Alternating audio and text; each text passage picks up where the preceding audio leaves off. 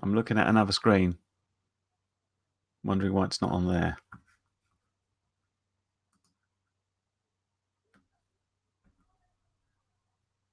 Ah, there I am. Hello, everybody. Can everybody hear me? Or can some people at least hear me? Do something in the chat if you can, and tell me if the sound's okay. Yes, no, maybe. No response. I'll have to assume it's okay. Hello, Gary. It's quite good, actually. I should be able to, hopefully, press things like that to respond to questions. And you can hear me, and we've got clean audio. Gary keeps calling me Chris because everybody calls him Gary now since being on LDO. But, oh, hello. I've accidentally helloed people. Hello. Hello, Stephen Benson. This is good, isn't it? I like this. Yes, hello. My first live stream, or solo live stream, I should say. And I'm already noticing I'm looking slightly off camera because I'm over there on the screen and my camera's up there, but we'll get that. Anyway, yes, this is maybe not a regular thing because I don't really know what I'm doing and I have a tendency just to blabber on and on if I don't know what I'm doing. But I got to the 15,000 subscriber and I thought rather than make my daughter make me another little poster and say well done, I'd try doing a live stream and try and have a bit of interaction, and we can do questions and stuff if you like, and stuff like that. And I can do things like this. Hello, Mods TV. I'm well, thank you. I had curry tonight, so very happy. So I suppose we get to the questions. There are a bunch of questions that came in the chat while we were just waiting to get on. And let's find the first one. Where are we? Oh, okay. So we got RCing in SC, which is that like South Carolina? I'm guessing, but who can tell? And the question is, if you can see that on the screen, how did you first start doing reviews? Did you buy stuff or did companies contact you? And when I started off doing videos, generally, I'll take you back there, I was trying to work out how to build stuff and fly stuff. And I used to use it as a way of trying to post to forums and saying, what have I done wrong here? Because essentially it would be crashing. It'd be me flying and then there's a crash and me taking my tricopter home in a plastic bag. And when I got past that bit, I started buying new stuff and then I was having problems with it generally because back when I started FPVing in 2012, it was a bit more flaky than it is now. These days, things go together quite well and work quite nicely. But back then it was, this isn't working. What shall I do? And I'd fiddle about with it. And if I could figure out what the problem was, then I'd be like, oh, this is quite useful. And as much as for my benefit of not having the problem again and having to remember it, I'd upload it to YouTube. And I figure if it helps somebody else out, that'd be quite useful. And eventually a couple of videos, because it only takes a couple of videos that are popular, and it seems like there's companies that watch it and say, would you like our stuff? And one that was very popular was the sort of fake box goggle things that who was it? Got the company now. A UK company did these little foam set of goggles. Well, they literally just cut the foam, and then you could get a screen for them and a little magnifying lens and build your own goggles. And I made a video about how I put this together, and it wasn't very good, and it was just filmed on my phone, and the sound was awful. But it got over 100,000 views, and that like bumped up the subscription, and that caused a couple of companies to say, "Would you review this for us?" And people like Banggood and at the time GearBest, and there's been other people, and at certain times companies have got fed up with me because they're like, oh, we're not making money from you, because they're only interested in giving you stuff if it gets money for them. Obviously they don't just want to give you stuff for nothing. They're interested in, we're giving you stuff, we want to see that link back to our website creates sales, and if it doesn't, you're out. So a bunch of times Banggood have sort of gone away again and then reapproached me, but other people have gone for good, like GearBest were just, you're not doing any sales. And I'm like, well, that's because all your products are more expensive than they are on Banggood, and also you keep lying about things being in stock. But there you go. That was how I got into it, and then I just got really into it and kept going. Oh man, there's a bunch of new stuff coming in. I can't keep up with them all. Lots of most hellos. Race courses. Okay, yep, we'll come back to these. Oh, and RC and SSC, I'm taking it. Yes, you're in South Carolina. Awesome. I do like to get a handle on where people are. And I tried to make this vaguely friendly for my friends over in the US. And I think South Carolina's East Coast, isn't it? So not too bad. People in California still like at work, I'm guessing. So there you go. So on that other subject, let's have a look. I'm just scrolling through to see what we've got here. We have got Jibber Jabber. I have a question. What do you do with all the free stuff you get from the likes of Banggood? Do you have to send it back, or is it yours to keep? Do you give them away, sell, or keep them? So yeah, quite a common problem, this one. And it also goes hand in hand with people saying, I want free stuff. How do you get free stuff? Can you tell me how to get free stuff? And it's like, make videos about you doing stuff, and if they get popular, then people offer to give you free stuff. But yes, the idea of the free stuff, which sounds amazing at the start of it, because you're like, I'm in this hobby and it's really good to get free stuff because then I don't have to buy the free stuff. But obviously, when you get lots and lots of stuff for free, although I always qualify the word for free because it is sort of a job I'm doing. And as I've said before, if you don't, the companies are only interested in sending you stuff if they see a return on investment. So whether people turn around and order stuff because I've done the review or whatever, it still needs to be traffic coming from the stuff they've sent me, else it doesn't make any sense for them to send it to me. But yes, so the stuff I have, and it's building up. This is sort of my using quads. There's a big pile of stuff over there, which is sort of in progress stuff and stuff I've already done. I'm trying to give stuff away. It doesn't feel right for me to sell it because I've essentially got it as review items, and that feels a bit unfair. I'm a terrible hoarder though, and I do tend to keep hold of things because even if something's very rubbish in a review, so if I had this quad here and I said, I've tested this quad, it's not very good, I might then pick up another quad and say, but however, this was much better. And some things are being kept hold of just so I can hold them up and say, try this one instead. This is better than that other piece of crap. But yeah, I've given, bunches of the basic quads to sort of friends and stuff. And I've given the odd thing away on Patreon. I need to give more stuff away on Patreon. So if you want to maybe get stuff, although I'm pretty irregular, then join my Patreon. That's just your little plug there. But yeah, once it gets to a point, it almost needs to be a case of first in, first out. And it's kind of like, this quad's really good, therefore I will take one of the quads that's not as good down and donate it to somebody. Yeah, the only things I struggle with in terms of like, oh, you get everything for free, is people don't ever send me receivers or LiPo.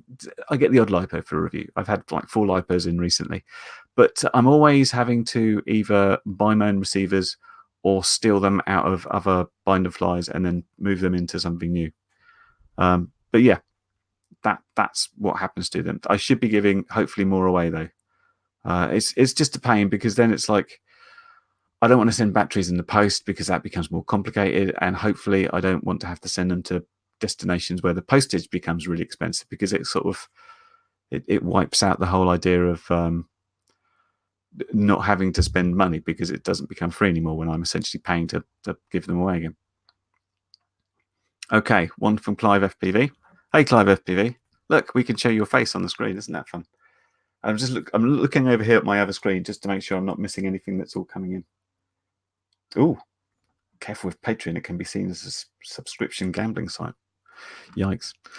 Yeah, Clive FBV, a very common question this, why the name Curry Kitten? And I've told the story to many people because lots of people ask it, and it's even on one of my videos, I think, although I won't force you to go back and watch them all, possibly on the 5,000 subs video, where yeah, I explained it. What happened was, it was early days of the internet, and I don't know exactly how long ago, but I was on dial-up modem, probably 28K modem, and there was some sort of instant messaging site. It's not one of the big ones. It wasn't MSN or stuff like that. It was probably one that wasn't about at the time. So I thought I'd sign up and I'd be able to message people. And when I sign up, I use my name, which is Wayne. So I'm like, Wayne, click, and it says this name's been taken. I was like, what? And sort of when things suggest, what about Wayne 20,006? I'm like, no, I don't want that. That's a stupid name. So then I I tried sort of various things. I can't remember what I tried, but it got so desperate that I started looking around the room for things to look at. And we always name our animals after curries because we like curries. And the cats at the time there were called Madras and Korma. And I tried both of those names and they were both taken, could you believe? So somehow I ended up concatenating the fact I had cats and I like curries together and got to curry kitten, and somehow that wasn't taken. And if you've done, like, as soon as you've done a few things with a name on the internet, you kind of feel that's my identity now and that's what I have to keep. So curry kitten became sort of on eBay and on Xbox Live and PlayStation gaming and all that. And once you've got it, that's it. You're trapped with it. So you can't do anything else, and you're just trapped, sort of explaining why it had this strange name after that. I know Painless 360 had the same experience. He was trying to, I think he was trying to do register as like a gamer tag or something, and he couldn't come up with anything decent. And he eventually found Painless 360. Eventually, after much hassles. Just going to scroll to the bottom, make sure I'm not moving anything. Are you talking about ICQ? It may have been ICQ. I certainly had ICQ at some time. I don't know. Maybe. It could have been. I don't. Is that still going? I can't remember. Oh. 360 Xbox. Yes. I clicked on the wrong thing then. Let's Drown Out Posse. Who's here? Jack's here. Hello, Jack. And Toaster's here. He's suffering from Jack withdrawal symptoms. He wants his lover back. That's all. That's not the whole posse. We need more people. Right. I'll try and find the next question along, which is, Richard saying, yes, more Patreon giveaways. I had something. No, I've lost it. I had a quad on the floor. Look out for a post in the next few days, and I'll show you what I'm giving away. There you go. Making me do it. Right, geez. Hey, thanks for all the comments, everybody. I thought I had something prepared just in case no one turned up and I had to be here on my own, just talking to myself. But yeah, it's great. I'm getting all these good questions. I'm just trying to scroll up to find the next one, which is another one from Jibber Jabber. He gets 2 questions as a bonus. I have a tech question about the R9 II. Which is the best firmware? The latest? Have you noticed lower RSSI with Flex? Good question. The R9 system, if I'm sure everybody knows, is basically the 866 and 900 megahertz system from FreeSky, which is essentially they sort of copied TBS with Crossfire, but not as good. I think that's fair to say. So I'll just put it back up on the screen so I can remember what you said. What is the best firmware? I haven't tried them all. I have tried the regular firmware, and then I went and tried Flex. The one I haven't tried is Fport, which is essentially gives you the telemetry signal down the same wire at the same time. I don't know if that's any different. I found Flex to be better than the other stuff, and I went on to the latest version because there are so many bug fixes each time that you generally do need it. So what I noticed with Flex when I was flying it, and what Flex does, for people who don't know, is it dynamically ups the power of your transmitter. The idea being when it starts losing signal, it ups the power and it regains the signal. It doesn't tell you any documentation about how this works or what the sort of the criteria is for upping the power. But what I saw when I was flying out is I saw the RSSI sort of drop off, and after a while it popped back up again. I sort of thought, is that up the power? And then it did the same thing. So you get this sort of thing like this where it's going up and down, up and down. So I didn't notice it to be lower. I do notice that the RSSI on R9 is low in general. On a normal FreeSky 2.4 receiver, if you're down into the 40s, your radio will start bleating like telemetry low, telemetry critical at you. On an R9 system, I have flown it down to 3. Whether that's 3 dBi or 3%, I don't know, but and they're completely responsive, which is so weird. So I don't know if it's low or we just have to readjust ourselves on the scale. What I've got into test recently, look, I had props already. I can't find where your comment is to get rid of it now. Jibber jabber. It's just on the screen. I'll do that. Get rid of it. I've got this. This is the new R9 system, or the new R9 Slim, which looks like this, and it's got one of the little things that goes into the R9 Lite or the X Lite, which does up to 1 watt allegedly, and will work on Access. I'm keen to see what Access is like, because one of the things that you can do is do over-the-air updates like you could on Crossfire, and hopefully that is a good thing. Whether they'll do something decent with the RSSI, I don't know, but we'll find out. That's coming up. For you guys in the UK, you will know that the weather over the last week has been horrendous. I have not been outside flying once, and I've got a big lump of stuff that I do want to fly, and I can't yet. In joke between me and Jack. Hello, Jack. Hi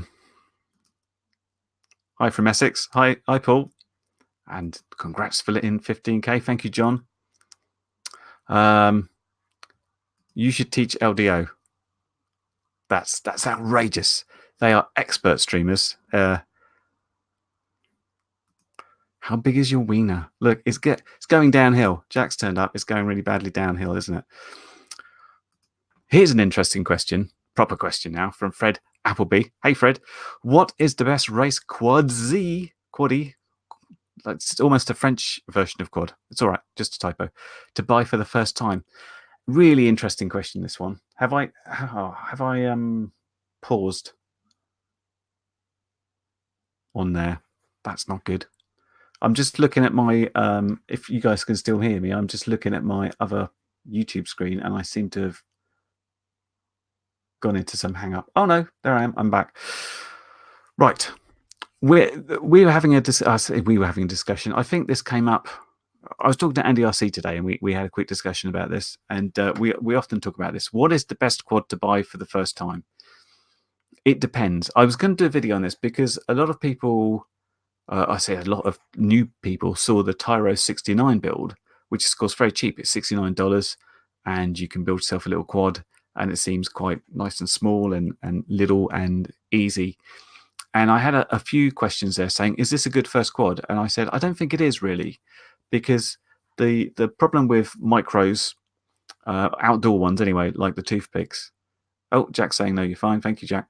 Is they can be a little bit hard to handle. They're very small, obviously, so they're very liable to be sort of swept about by the wind. They're quite difficult to tune because Betaflight's been built around a 5-inch quad. And it's a right pain to get parts for them because they're often little tiny parts that are quite sort of built directly for the particular quad. So what I'm getting round to, the best quad first time is definitely a 5-inch. Now, the other thing that people are always in disagreement about is, do you build it or do you buy it ready to fly?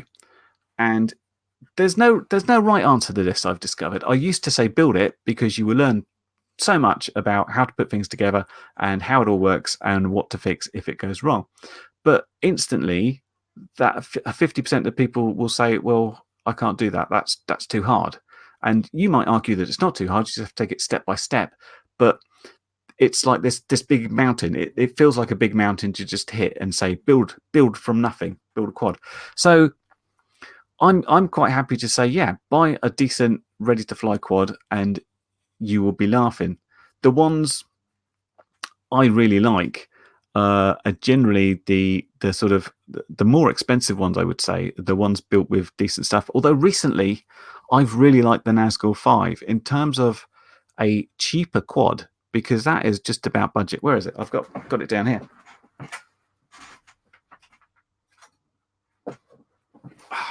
Here it is. This was only like $170, $170, £170, something like that. And I expected, when I looked at it and saw the quality of how it was put together, I was like, wow, this is going to be in the premium style. And by that, I mean sort of the Coppice 2s of the world, which is about £250, or like the HGLC Batman, which is really expensive. But this came out very cheap. It flies really nicely. The only issue I had it was the VTX at 25 milliwatts seemed a bit ropey. And I'm going to go out and test it again, A, with the GoPro, and B, with the replacement antenna to see if that helps. But that, I think, is a really good first-time quad. But there are a lot of good quads. I really like this one, the Hobbymate Comet. That came out of nowhere. If you check my review on that one, again, it's a very cheap. You can put it together as a kit. You can have a bind and fly, but it came from nowhere and just was so good as a ready to fly quad. I was quite amazed by it, and that's pretty cheap. But those are the ones I fly regularly. So the ones up there on the wall, and this has come up with another question there. The HDLC Batman I really like. The Comet, the Hobbymate, and over there you can't see is the Copis 2. All great quads, and they're expensive. Well, some of them are expensive, but they do fly out the box really well. And you can, if you're first time quad flyer, you can tune it down to be really gentle, and you can make the camera quite flat, and you can really baby it about. And I think starting off from a position where everything is easier than having to sort of build it if you're not into that is perfectly fine way to do things. So that's the answer to that one. And I don't know where I am in the list of questions. Right, where are we doing? Oh, I can't scroll back up some of the way now. How many quads do you have? Is that the plural of quad? I don't know. Like about 5-inch ones, I don't know, maybe about 20-ish, and micro quads, lots, 20 to 30. So quite a few, lots. Possibly more than I can actually fly, but I tend to sort of settle on the ones I really liked, as I just described there, and those are the ones, if I'm going out for a fun fly with friends, I will take those along and get with it. Is this LDO 2.0? Ooh, controversial. No, because we started on time, so this is an entirely different thing. Right, scrolling down. What's this one? Hey CK, well done on your subs. Thank you very much. Have it good and for you. I have an Ishin 210 V-tail. Remember those? Well, it has been flying okay, and then one day it wouldn't arm. No beeps. Almost ready to fly with FlySky TX RX. I guess the question is, why will it not arm any further? Yeah, the V-tail. I think I remember these ones. These are, so you've got the arms in the front, and then you've got the tails there with the props coming out the bottom. So it's kind of, I always described it as sort of halfway between a quad and a tricopter. I feel you got a little bit more your authority on it. Why won't it arm? Good. It's a good question, and it's a little bit weird when things have been working perfectly fine and then it stops arming. You got to think of another problem there. One of the things I always do in terms of a quick idea about why things won't arm, and I should explain, I'm not Joshua Bardwell. You're not going to learn anything today. When I get questions, I like to go away and think about them rather than just answer them off the cuff. But I always like to turn on warnings on the OSD. That is really handy, because when you think things aren't wrong and you flick the arm switch and it suddenly shows up throttle or something like that, you're like, well, what's happening here? And it could be that your receiver is, or your transmitter is slightly different, and perhaps the throttle is just glitching a little bit. You know how sometimes they hover around like 1,000 USEC. If that's just going above that and your min throttle is set very low, then it could be that it thinks it's the throttle's on when you want to arm it, and it won't arm, as an example. But yeah, I don't know. I need more details. There's so many reasons why things won't arm. So if you want to send me a note, you'll find my email address in my YouTube description thing somewhere about me on my page, and I'll be happy to have a look. Because yes, I don't know off the top of my head, but the most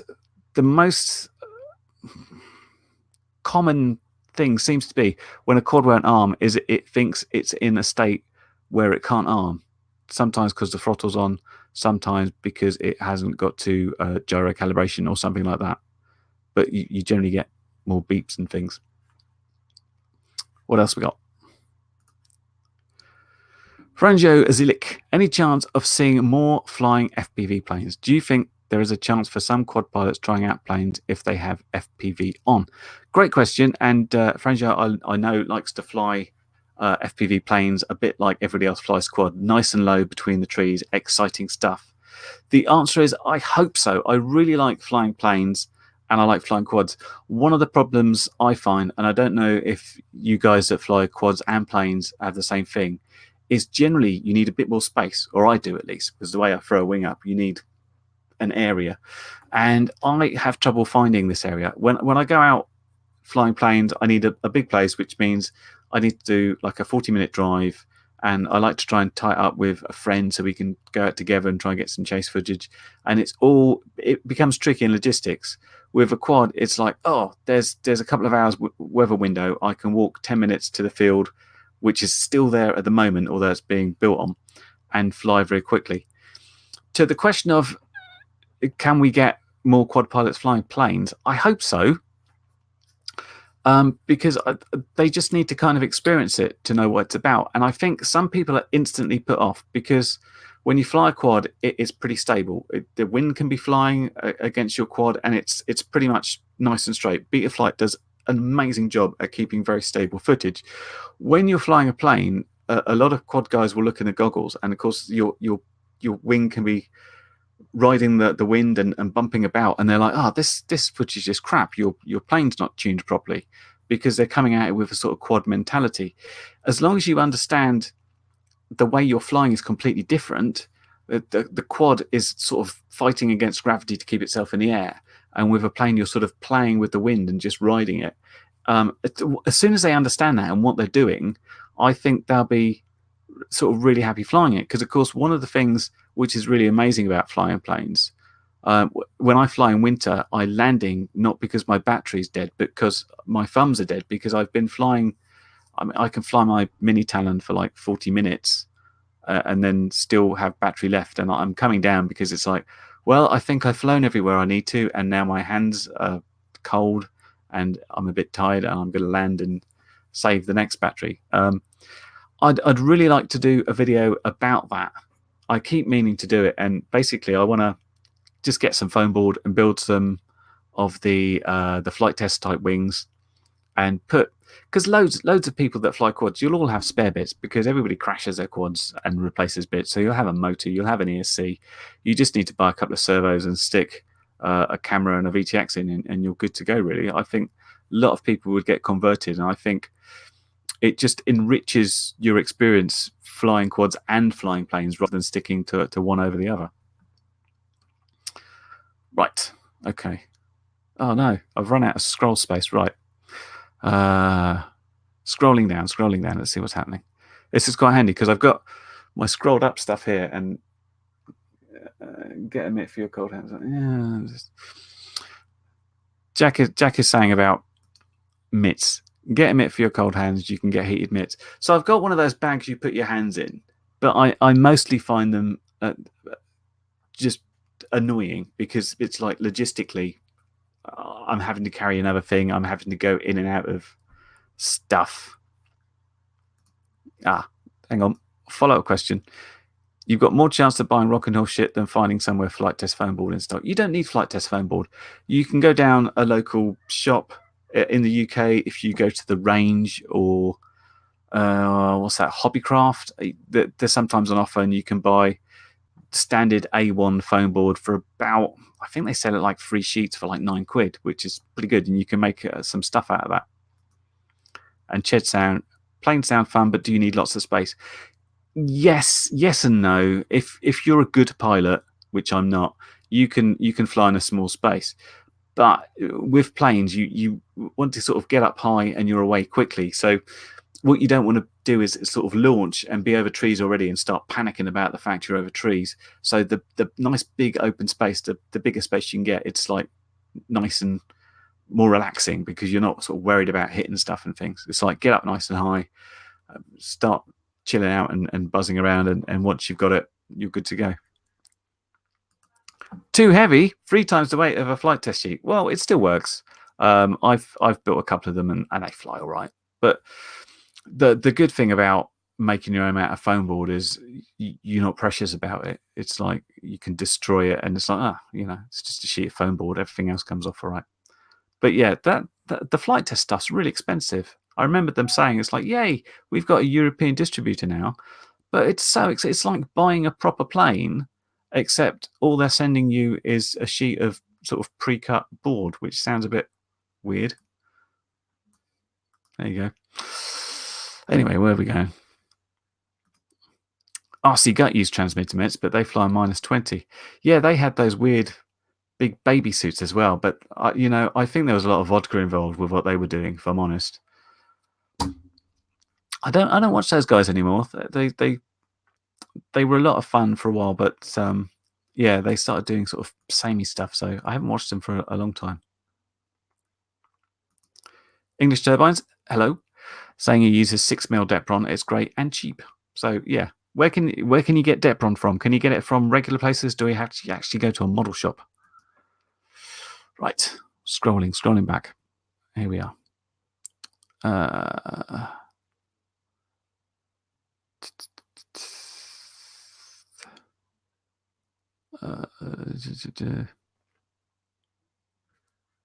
Cool, here's a political one.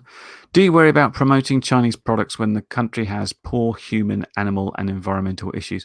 Well, I'm not promoting China, and we only have to look around anywhere in consumer electronics, and most of the stuff, whether we like it or not, is going to come out of China. So there's not a lot we do about it. Most of the clothes we wear, most of the electronics we use, you take a look at your phone. Odds are most of the components from China. So I'm not promoting the Chinese way of life, but even Western companies are outsourcing to China to get stuff built because it's cheaper. And whether that's because the cost of labor is too cheap, or whether it's more reasonable now is another question. At least it seems like some of China's embraced capitalism, because there's more billionaires in China than anywhere else now. Of course, there's a massive gap between the very rich and the very poor, but I can't do much about that. I in some ways, yeah, call it naive if you like, but I'm not going to sort of think about the plight of the poor people there. I'm just going to get on with flying the planes and quads, really. Okay. Ooh, that was heavy. God.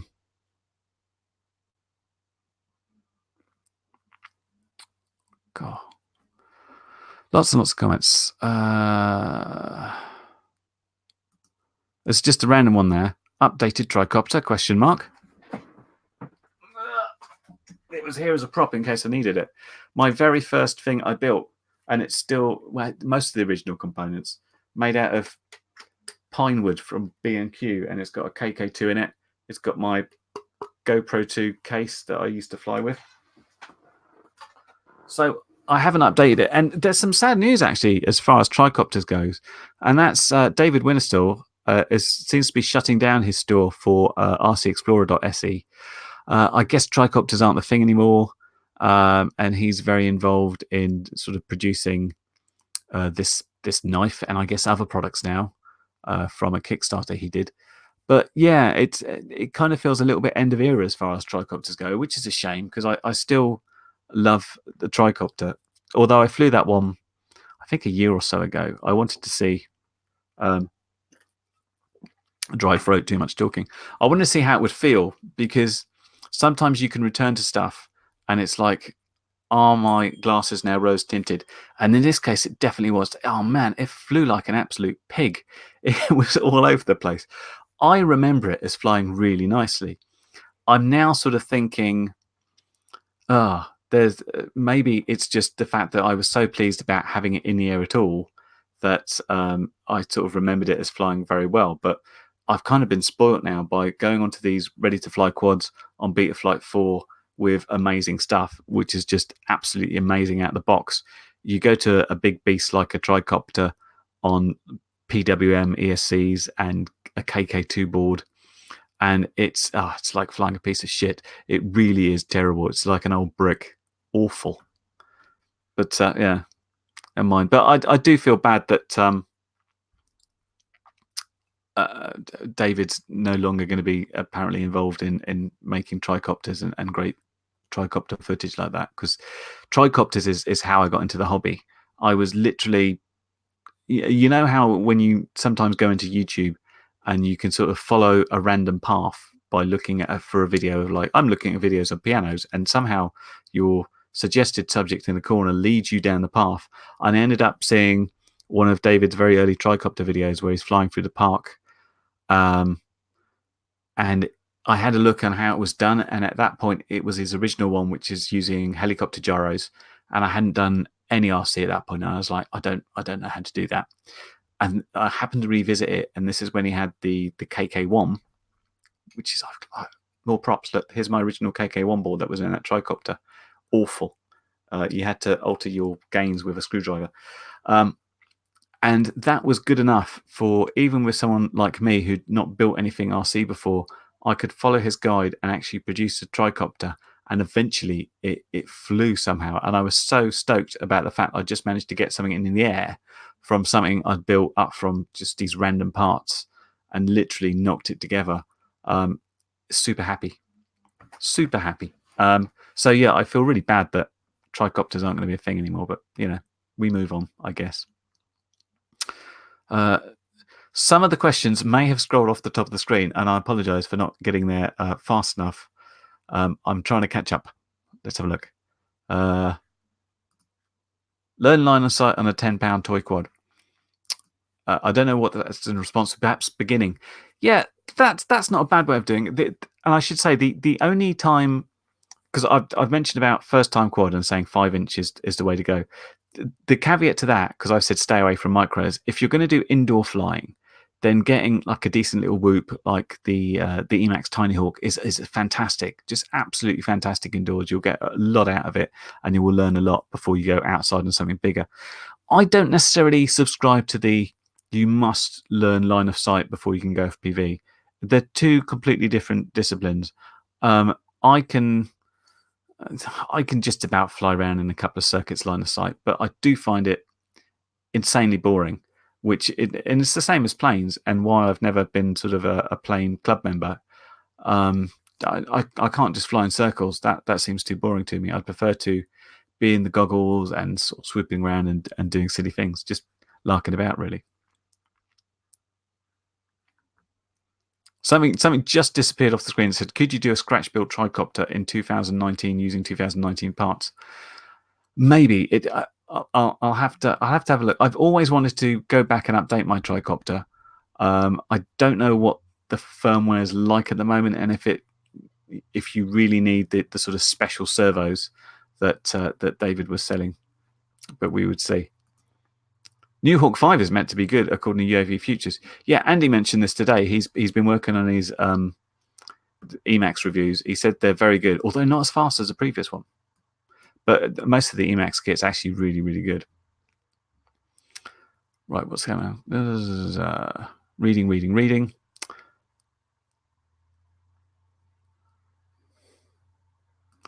I would post link, but need modding. How do I mod somebody? I've no idea. I don't know how to do that, Jack. If you can tell me how to do that, send me a Facebook message. I'll sort it out. Oh, what's this one? Which would you go for? 2 Tyro 69s or 1 GTB 229? What is a GTB 229? Hold on. Guess what? I don't know. GTB 229. What is one of these? I'm looking it up on the internet over on that screen there. Are we going to find out what's going to happen?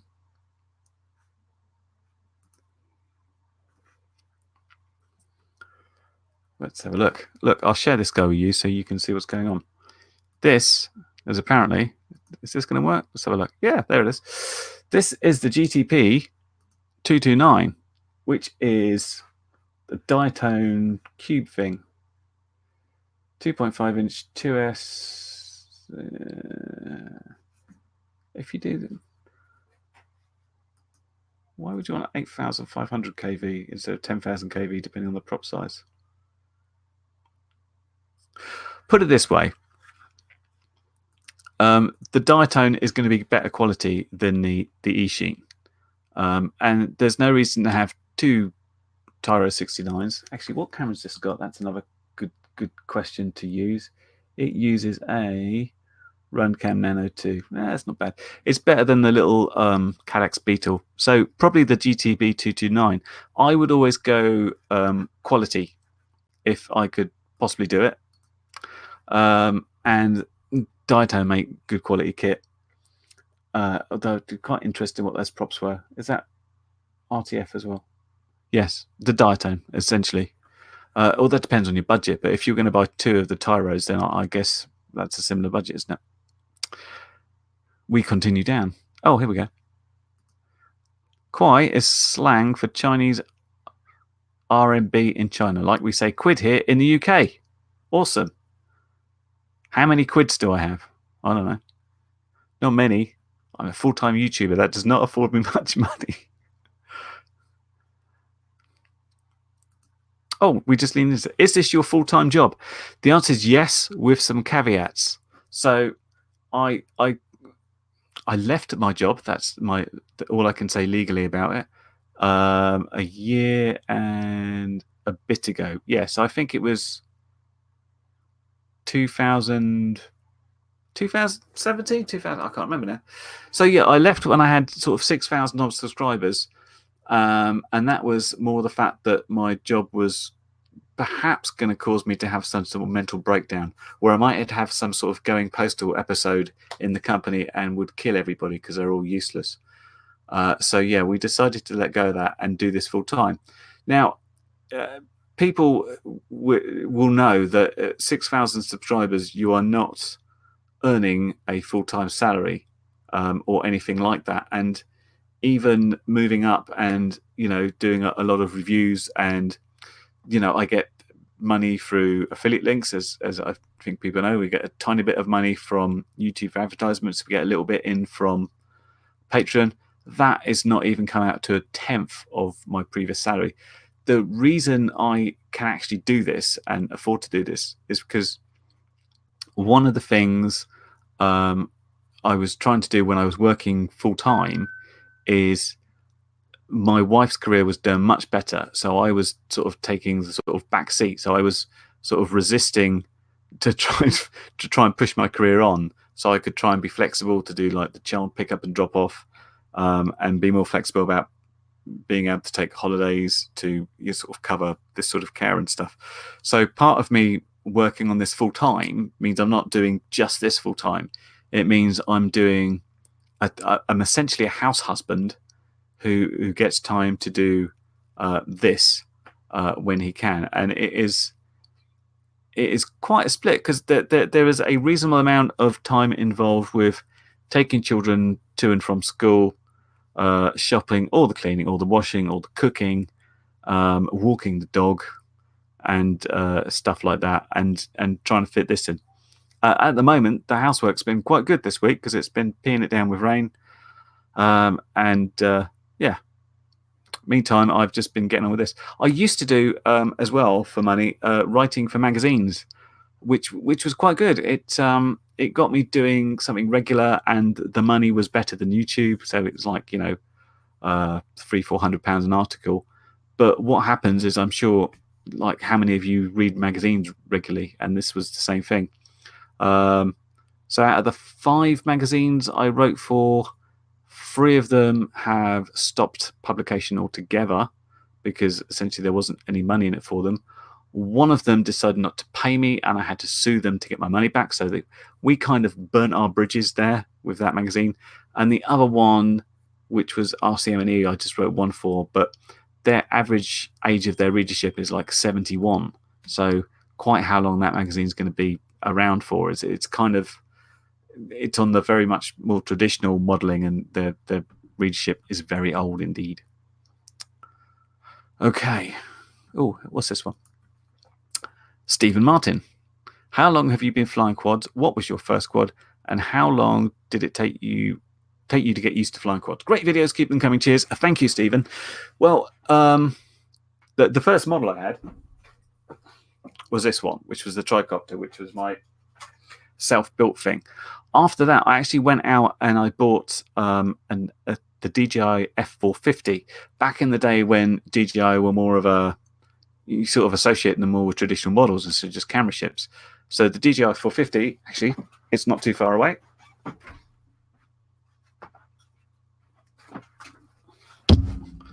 Looked like this, one of these big guys, and I had the original NASA V1 unit in it, and that was incredibly stable, so it would just hold position really nicely. I didn't get the GPS upgrade until later when that came along, and in terms of how simple that was to fly and how long it took to get used to it, it was so easy because I'd spent a long time flying the tricopter, and I flew the tricopter on the KK1 I'd held up, and then I had the KK2, which was a major upgrade.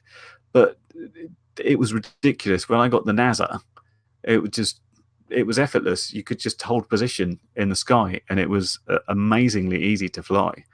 And I often think that I've had an easy route into flying because my other big hobby, all since my child and adult life, was gaming, and gaming puts you in a great position in terms of understanding or being able to sort of distance yourself from thumbs.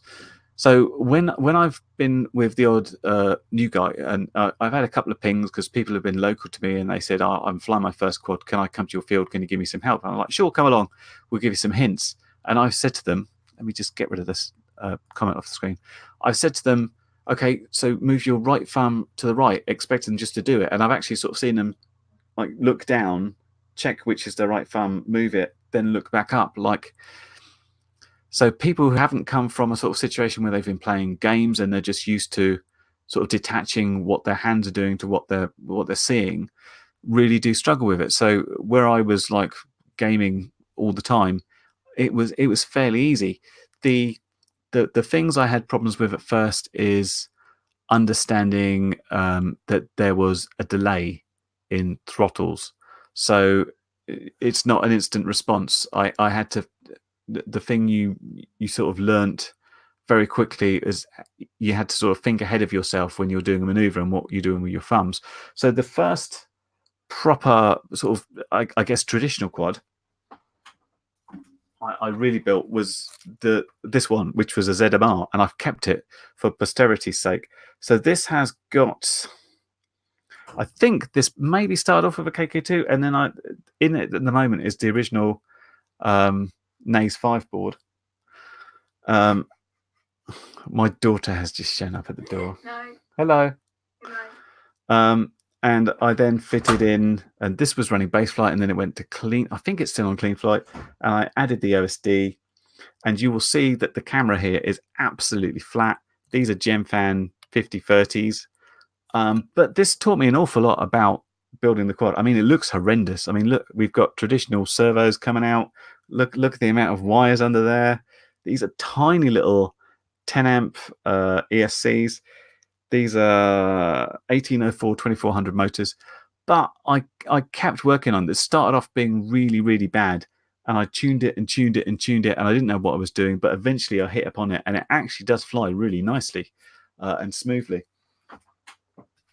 And from there, it was all systems go. And as soon as I got to 4S, because that was flying on 3S 1300s, it was amazing. I could just, it was like a get out of jail free card. Previously, I was diving. I'd have to think about, like, I need to start pulling out now when I'm like 100 foot from the ground because there's so much inertial weight versus power. It was like, come on, pull up. But yeah, as soon as I went to 4S, it's like, this is it. This is really amazing. So it was a very easy transition for me from coming from a self-built tricopter onto something very easy to fly and then onto race quads. So yeah, I had an easy route there. Okay.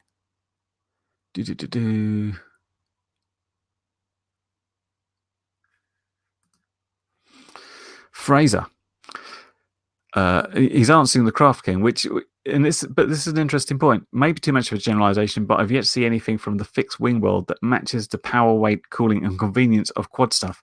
I think you're right. I think the closest we've possibly had to it is some of the Zode stuff. If you look at the Zode Dart, in terms of it was almost ready to fly, and it just slots together and you can take it apart and carry it around.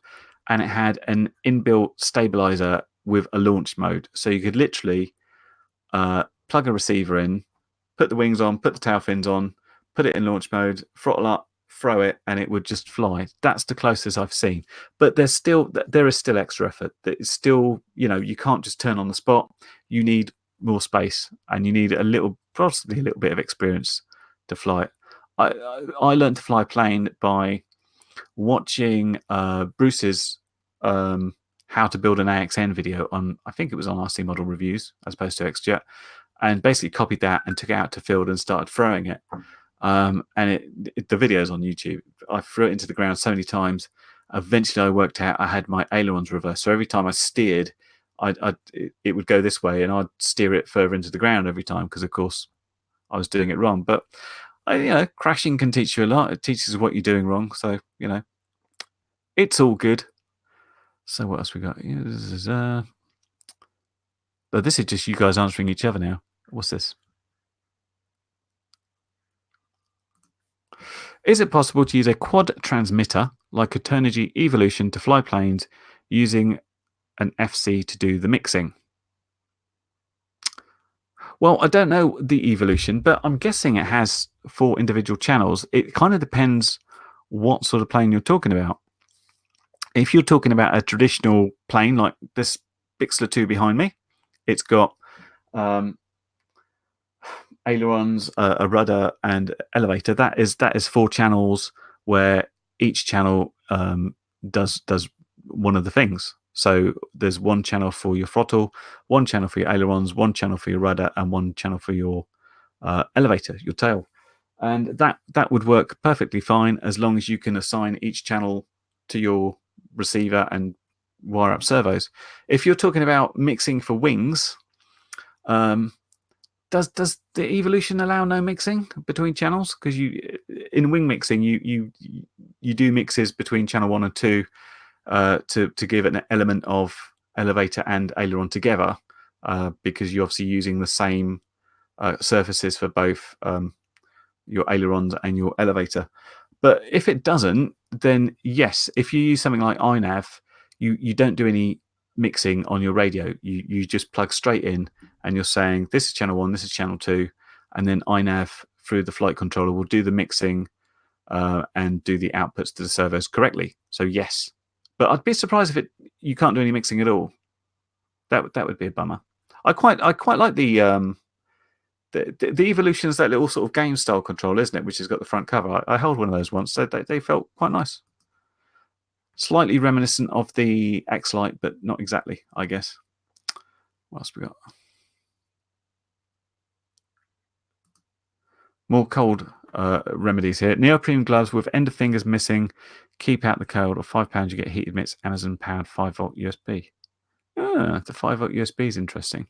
That's the thing. It's not my hands that are getting cold. It's the tips of my fingers. I feel if I'm cutting the ends off, then I'm making them cold.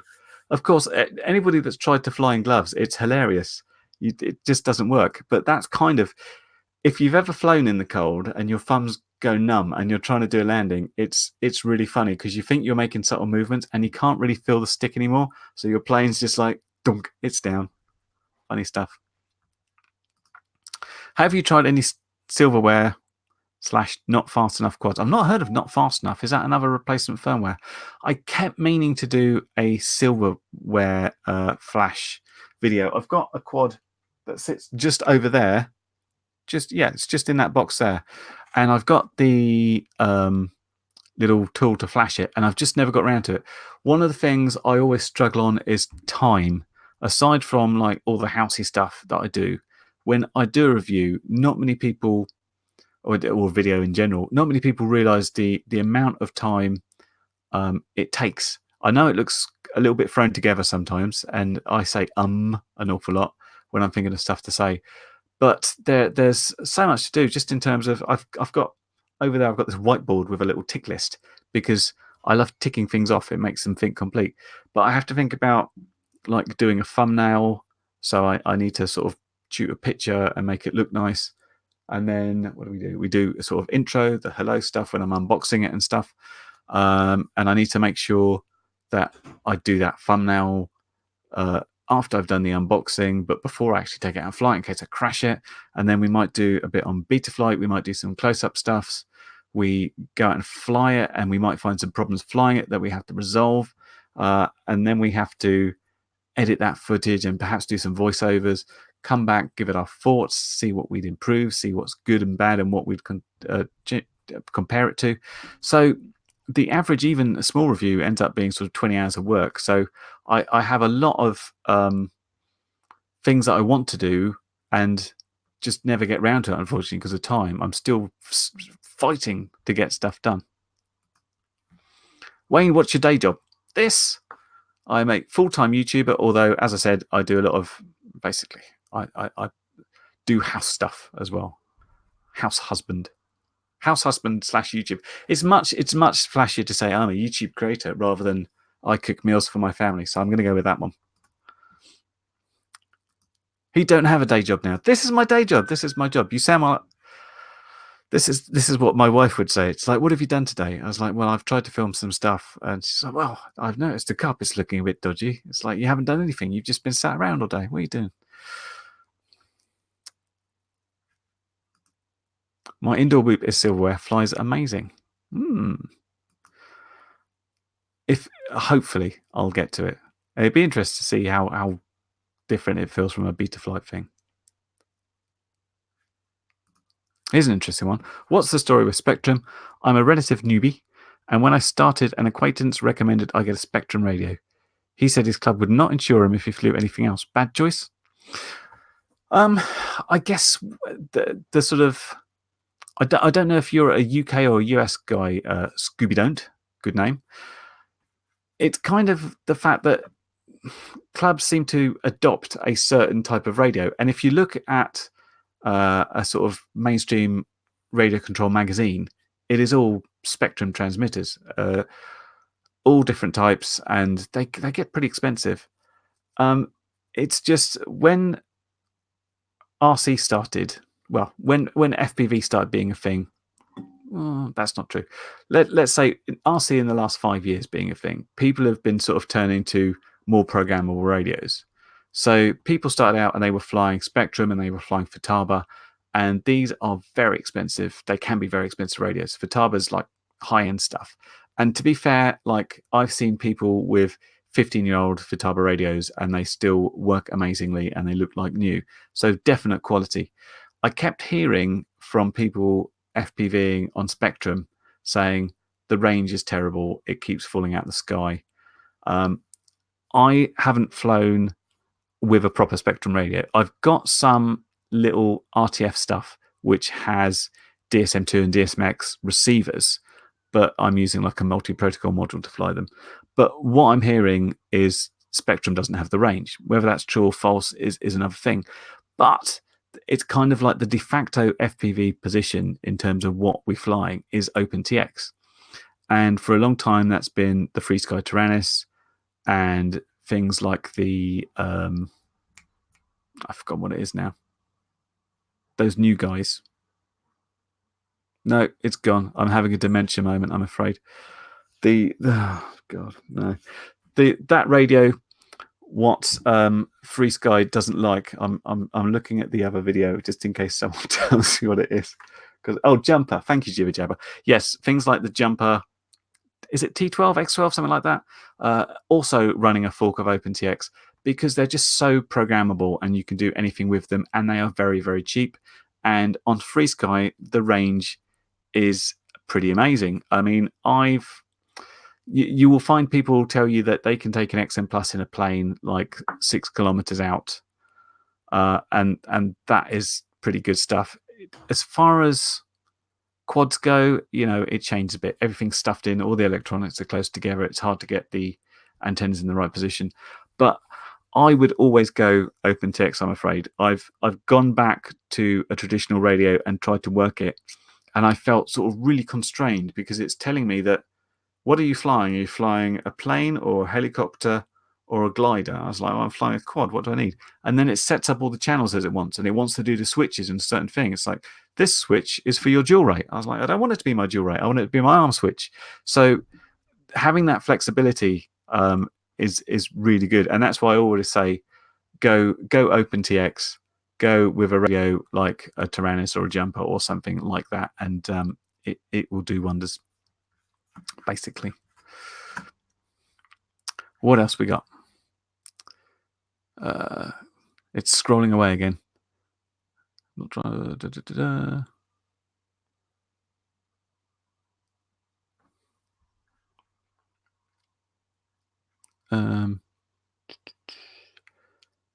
Have you seen?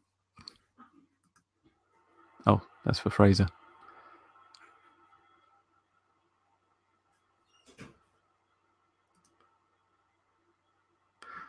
First FPV experiences. I started about 13 years ago using 1.2 gigahertz transmitters on RC cars and Olympus video glasses FPV with quads just over 2.5 years ago.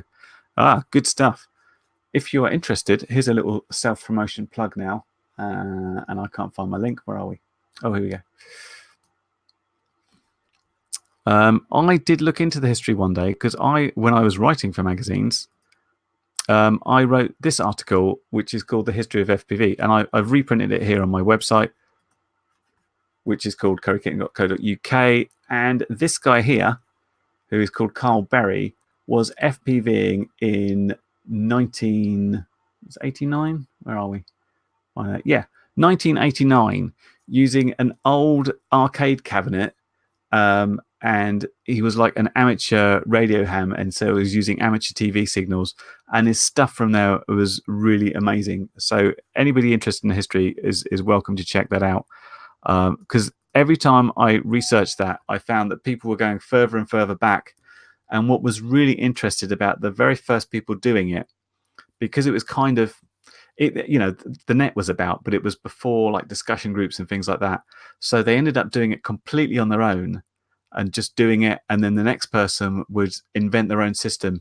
And it wasn't to quite a few years later that like a discussion group came together and they started developing security cameras into FPV cameras and stuff like that. So 13 years is really amazing. It's interesting that you started on cars, because that's when I talked to Fat Shark about this is Greg French, who founded the company, about how he got into designing goggles. His idea for a toy was basically a car with a camera in it that you could wear goggles and drive it around. So, great minds think alike. So my first FPV experience was with my tricopter. This guy again, I'll keep holding it up. So when I got my Tri, I started flying it, and I wanted to get a pair of video goggles, and so I ordered the Fat Shark Dominators from firstpersonview.co.uk that are no longer a shop. That was Simon Dale's shop, who of course runs fpvuk.org, which I know myself and hopefully a lot of you insure yourselves with. And they were out of stock, and they weren't back in stock for ages, and I kept having to fly this thing line of sight. And A, I wasn't great line of sight, but B, the Tri was all over the place, because this KK board wasn't amazing. Some people got amazing stuff out of it. I never quite got it, so it flew that good. So I would break stuff up. By the time I still hadn't got the goggles, but I really, really wanted to try FPV in it. And what I actually did, I had one of those little portable DVD players, the ones you'd use in the car and give to your child in the back. So I found out I could put an AV input into that, and I got this sort of little standalone receiver, plug that in, and it's like, yeah, I've got a picture. And I tried flying it through there, and of course you've got a lot of light reflection on these crappy screens. So I built myself this cardboard box and sort of sat in this box in the park trying to see, and I couldn't really see. And I had my wife sit next to me on the bench just saying, it's crashed. What are you doing? It's crashed. It's crashed. And I really couldn't see. And so it wasn't until I decided after that, because I just kept crashing it and it broke. And I just waited until I got my goggles after that. And my first FPV flights in that, I almost hit myself. What I didn't appreciate, because when I was flying the tricopter, I had so many problems with it. And I'd basically find a problem, crash it and fix it. And my initial problems were I would take off, I'd start flying, and the legs would start folding back in, which I didn't realize until I managed to look at the recording of the video, and I could see the leg moving in the shadow on the floor. And of course, as soon as your legs come in, it's not a tricopter anymore. It's just a lead weight with like a bunch of propellers. So yeah, so it wasn't particularly great. It wasn't a mind-altering experience. It was quite difficult. When I was first flying, I had that.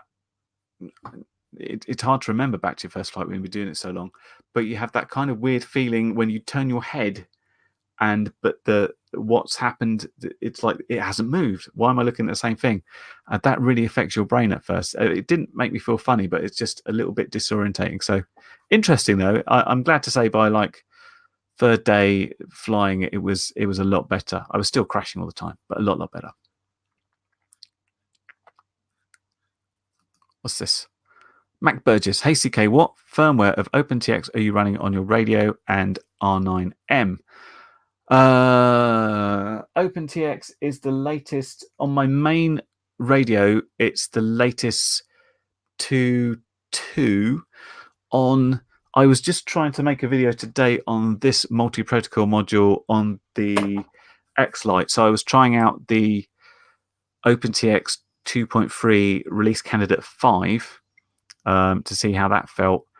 And on R9M, it is the latest version of Flex. That's all I can tell you.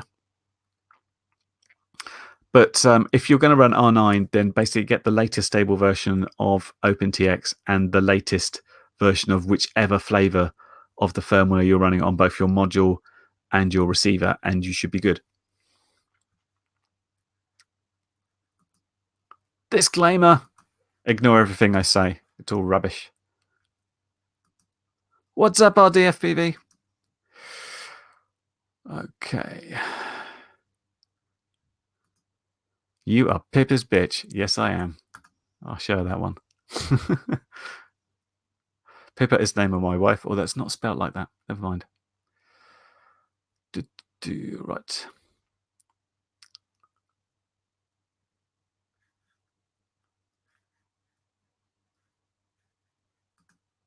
What is your favourite curry? I like a vindaloo, although it does depend on where I'm getting it from. So some curry houses, the vindaloo will blow your head off, and you think, oh, maybe I should have had a madras. Another place you go to a madras, it's like, this is too weak. This isn't tasty enough, and you think, I wanna get myself vindaloo. These days, I enjoy buying the ones from Sainsbury's. The sort of stick them in your microwave, and they're actually very, very good. Little tip for you there. Technical question. XM plus RSSI seems too high. Put Tyrannus in rage mode, place it in microwave, but RSSI in OSD it's still at 66. Had failsafes at 67. Oh, that's interesting. You might want to check if your RSSI scaling is okay. If you've got... I do. There is... Let me find something to plug in, and I will show you what I'm on about. I only mention this because I had I was testing something today, and I noticed the RSSI was insanely low, and it was a quad that I just updated firmware on. And what I did is basically back up everything with the CLI dump command, and then restored it. And when I restored it, obviously it had a weird thing going in. Is this going to connect? Hello? Try and plug in it and plug it back in again. Ah, that's better. Right. And I can't remember what it's called, but if we just say set RSSI, it will come up. So this one here, hang on, let's zoom in a bit. So if you see this one here called the RSSI scale, you might just want to make sure that is correctly set, because certainly having a failsafe at 67 is a bit weird. You'd expect it to get down in the 40s before you have a failsafe. So in a couple of models, for some reason, I've had, when I've upgraded, the RSI scale was set to like 40 something. It's maybe possible that your RSI scale is set above 100, and that would give you sort of a false high reading when it's actually much lower. Let's try that anyway. See what happens. Okay.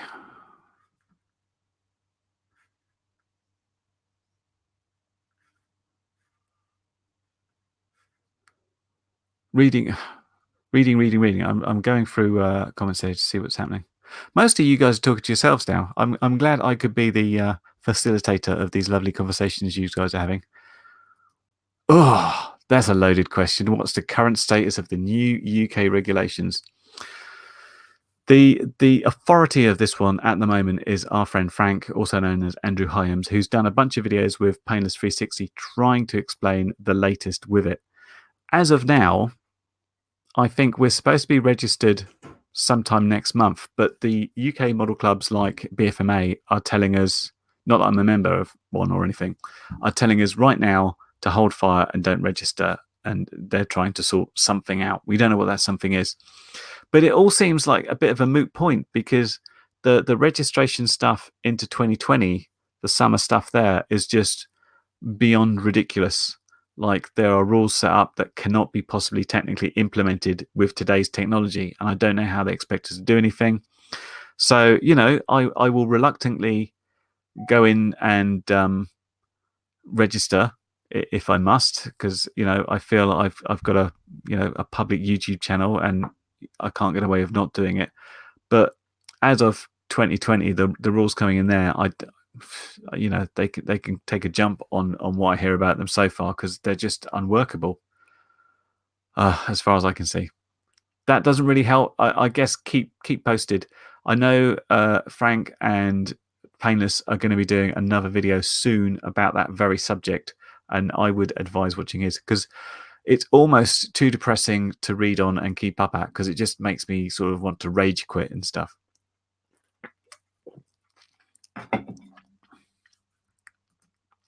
License Drive saying, I've been gaming since ZX81. Interesting enough, I was trying to program a Spectrum in Z80 the other day. I won't bore you with how the video RAM's laid out. It's bizarre.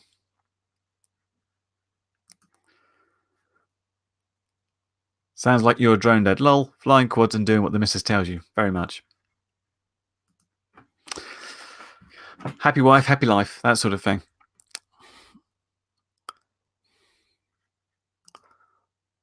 Thank you for providing your way of information reviews. I'll just put up there because it makes me feel good. Thank you, Mike's Camping in FPV.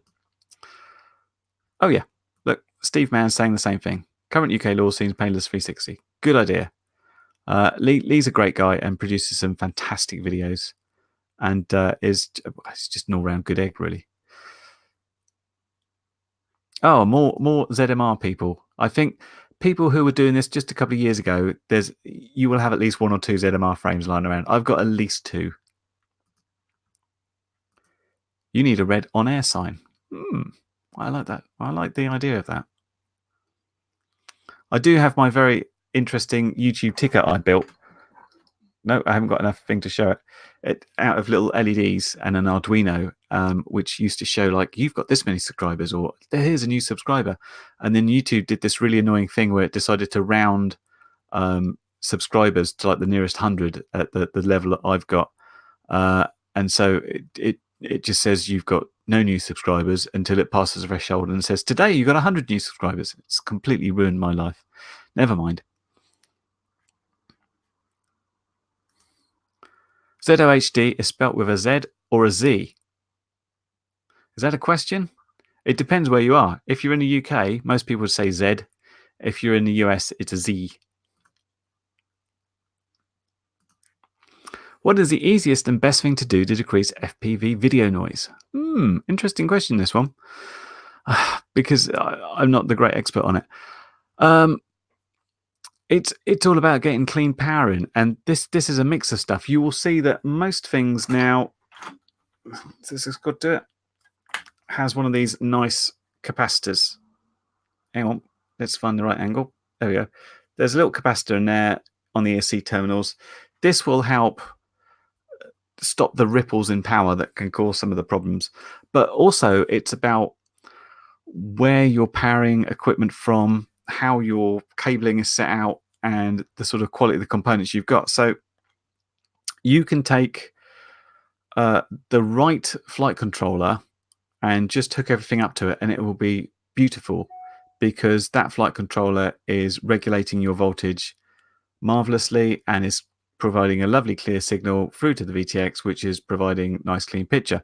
You can put a different FC on it or a different VTX and get all sorts of annoying lines, and you can do things like put in LC filters and stuff, but the cleaner your sort of route in terms of power, the better, which is a really fluffy way of describing it, I know.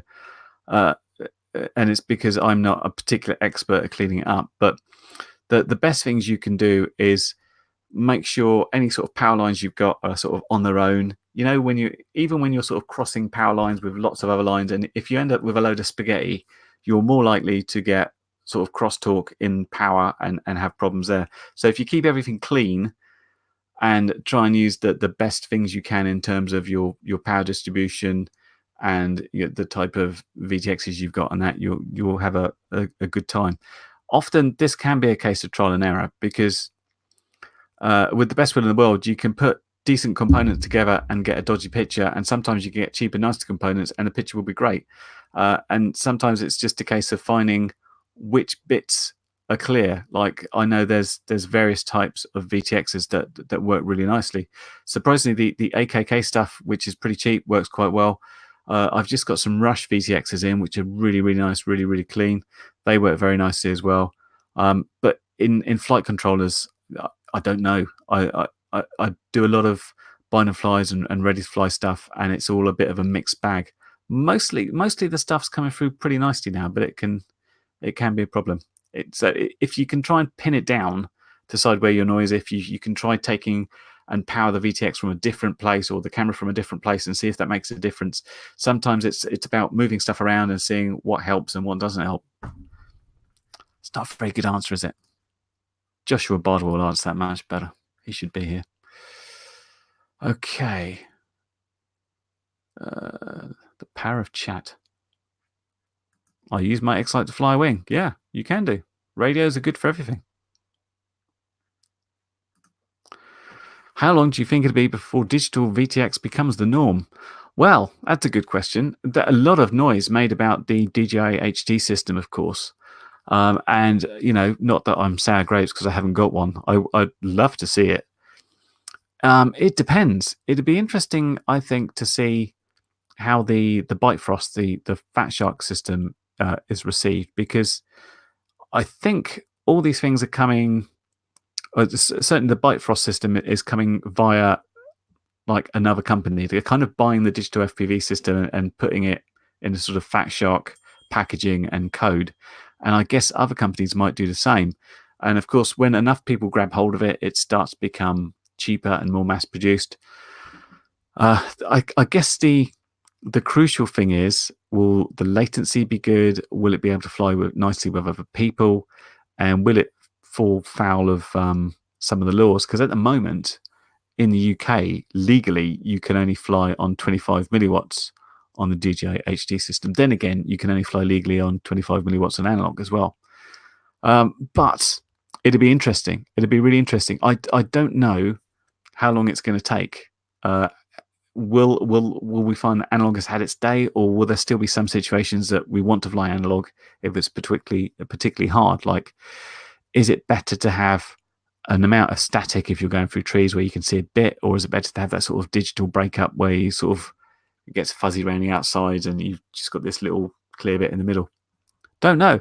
Hopefully soon. I think that's one of the most exciting things to happen in FPV for a while, because many people are saying, that the law of physics say you just can't do it. There's not enough time for you to take an image, encode it, send it across digitally, de-encode it, and display it without having this massive lag time. And the DJI HD system has proved they can do something which flies quite reasonably. I think it's kind of annoying that the latency changes like that, but it's only going to get better, isn't it? So yes, that's the long-winded answer of I don't know, but it's going to be exciting, I think, and we should all stay tuned to see what happens.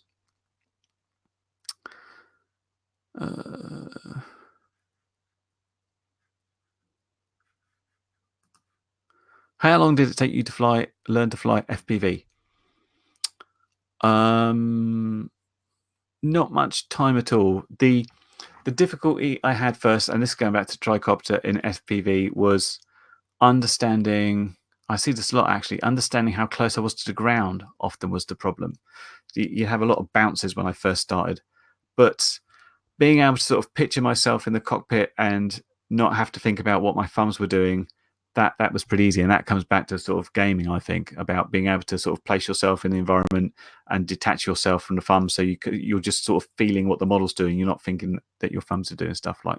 So for me, pretty quickly, if you were coming in it and you didn't have any sort of gaming background and it's like, oh, what's this controller? How do these work? Then I think it would take a lot longer. And perhaps that's where these days things like Sims would really help and stuff.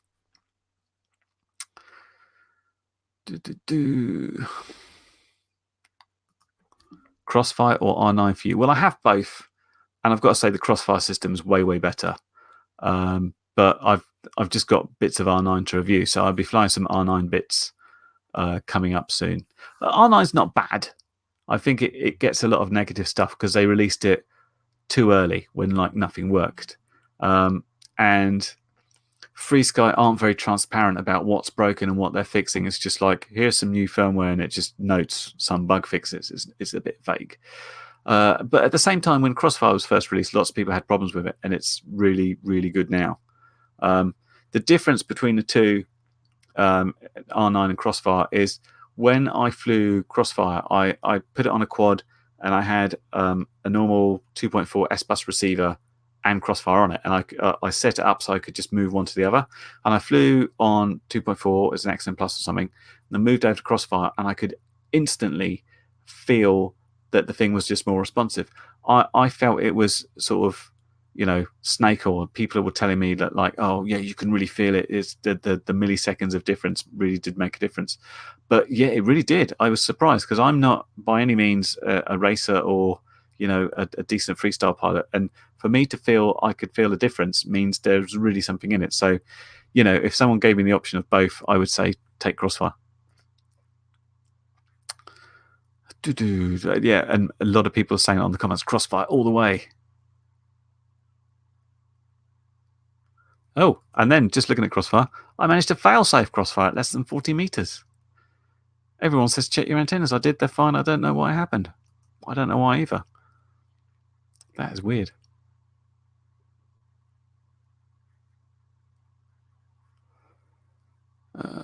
Probably R9.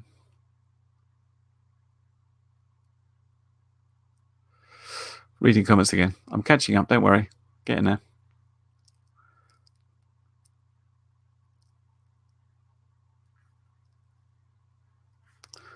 Range. Coming back to the Spectrum stuff. If people have range problems with a Spectrum, they should read the instructions.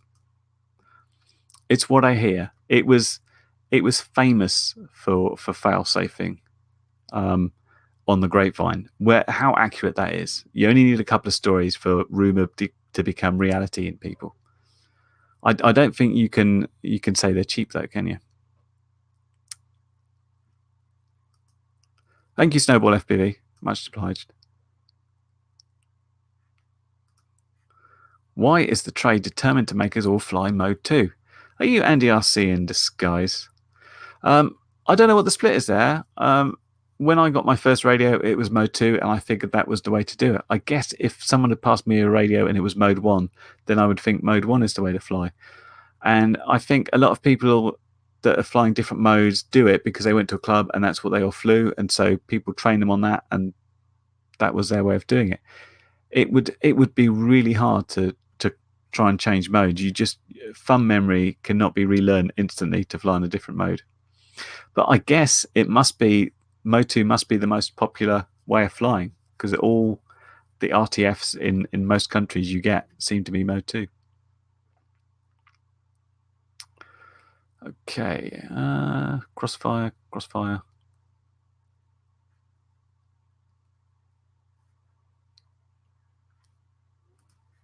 There's a question. If you could design a product for FPV, what would it be?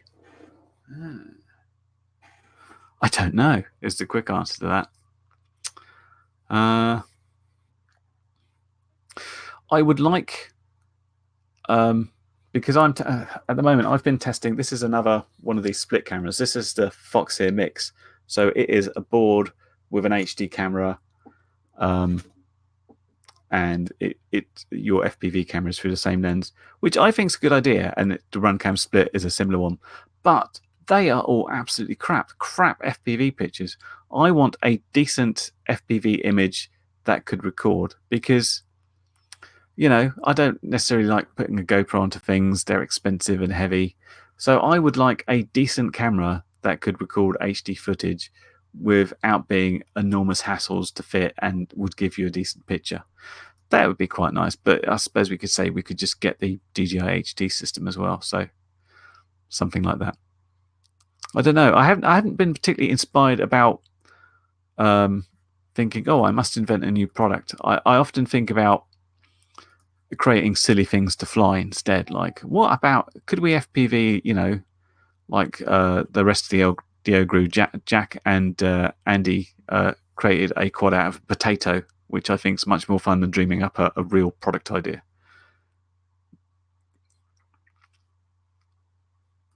MC's got one. My answer would be box goggles, small and light enough with OLED screens. There you go. Why not insure yourself with the BFMA? I don't know if this is for me. I'm not a BMFA member. My understanding is to get an insurance, you need to be a member, and I'm not the joining clubs type. So FPV UK works for me because I'm a member of the organisation, but I don't have to do anything other than here is my, was it 15 or 20 quid for my insurance, and that's good for me.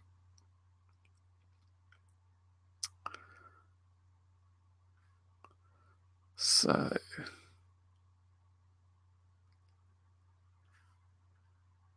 there you go.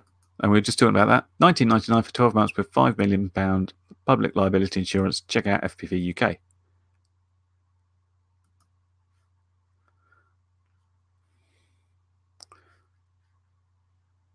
Oh, scale is at 100%. This comes back to the RSSI question. I don't know.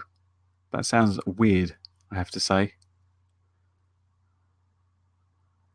This is on a regular 2.4 receiver, is it?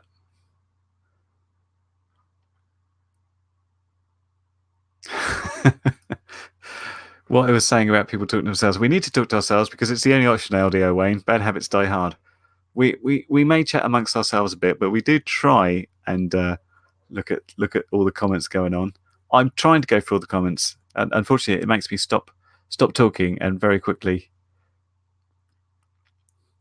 Look, I'm still getting offensive comments from Jack here. Hold on, Jack. Let me try and mod you if you're still wanting to do that, and I'll see if I can make you a mod, and you can post this link you've been going on and on about.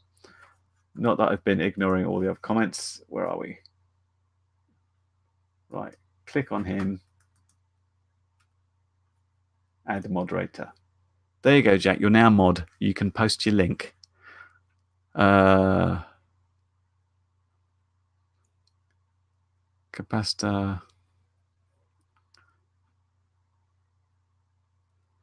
Yes. And we got another thing about digital FPV here. What's the opinion on digital FPV system? Is it an early stage to invest money in one of them? All the people I know that have tried one out, and this includes approximately 3 people, think it's amazing. It's a bit of a game changer because, of course, you'll be used to looking through analog goggles and seeing stuff which is all a bit of a blur. We've all talked about hitting these ghost branches that we can't see until they're on top of us, and by having a high-res display that you can see real-time in HD, it changes everything. So whether to get one now is another question. Obviously, there will be more coming, and they will be revised, and there'll be better ones coming along.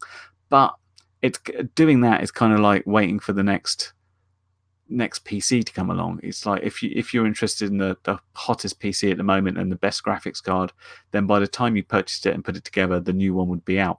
It's not quite that coming out that much on digital FPV.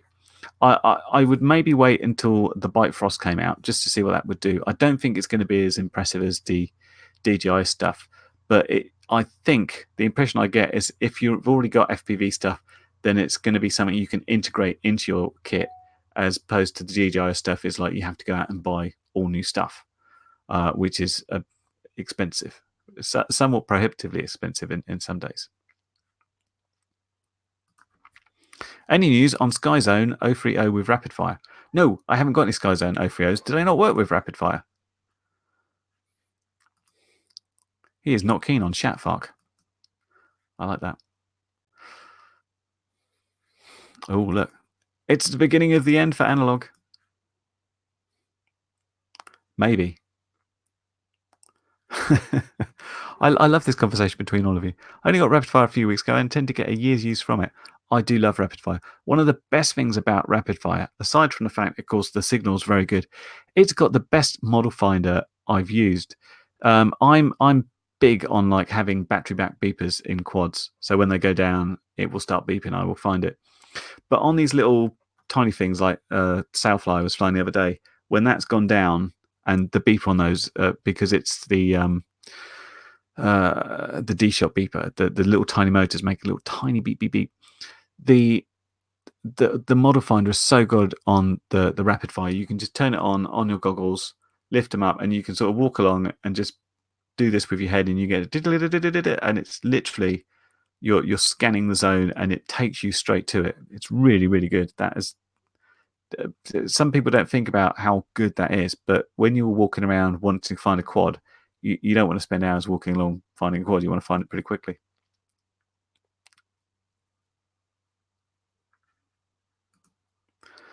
I like the idea of the picture getting blurry at the edges. I think it might be less scary because you know you're getting the signal. Yes, I think you're right. I think the only problem with what I've seen with the guys that are flying it until it drops out is the difference between it going a bit blurry and dropping off isn't distinct enough. It needs something in the middle to say, the equivalent of telemetry critical, because when you're flying analog and you're sort of going through woods, you'll start getting static. But if you can still see a picture, you're going okay, and you can sort of go through it. It seems with the DJI system, it starts blurring at the edges, and that's fine. You can carry on going, but it seems to shut down very quickly. It's like it's frozen, the quad's down, and there's no in between. It'd be good if they can sort that out in some way, I think. Go for it, Chrissy. It's never too late for sausages. Have you used a Nirvana radio? What do you think of it? I haven't. A couple of my friends had it. In fact, everybody got it except for me. I think NJ got it, and Andy got it, and Painless got it, and I didn't get it. It looks a bit weird. When I first looked at it, I said it looks like a radio designed by a 13-year-old because it's all like, oh, look at funny curves and switches. The guys that are flying it, I know NJ absolutely loves it. It really suits how he does stuff. So I guess it's okay. I don't know.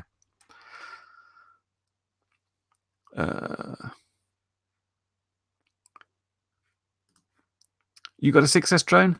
No, is the answer. Not exactly true. I reviewed one called the Ishin 140HV, which was a 3-inch drone which said would take 6S. The reason I haven't got any 6S quads is I don't have any 6S batteries. I'm really terrible at buying batteries because, as I said, not many people send me batteries for review, so I have to buy them myself. That means spending money, which is terrible. And it says this takes 6S. And so what I did, I called it the Ghetto 6S test. I took two 1.3 amp 3S batteries and connected them in series and hooked it up to the quad. And basically the motors desynced. So it really didn't take 6S. And Andy RC did the same test on his when he had the same problem. So yeah, no, I don't.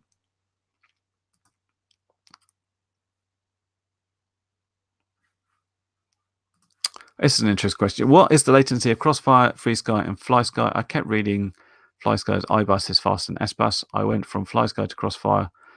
I haven't flown it enough to tell the difference. I don't know the answer to that, and it depends apparently on radio models. So stuff like the X-Lite is supposed to have much less latency than like the X9D. I can only tell about how I've flown. So I've had the X9D and I've thrown it up versus Crossfire, and I felt Crossfire was way faster. I've also heard that iBus is supposed to be faster. But I suppose there's the theoretical measured figures and there's how it feels, and that's the thing I'm most interested in. I guess the guy to look at for those testing is probably Oscar Lane. If you have a look at his website, he's done some proper measuring of the sort of the all throughput system all the way. So some of it's not just about transmission; it's about stick input to going out of the transmitter as well. It takes all that into consideration, so it's sort of end to end. So yeah, check him out for that. He's done much better work on it.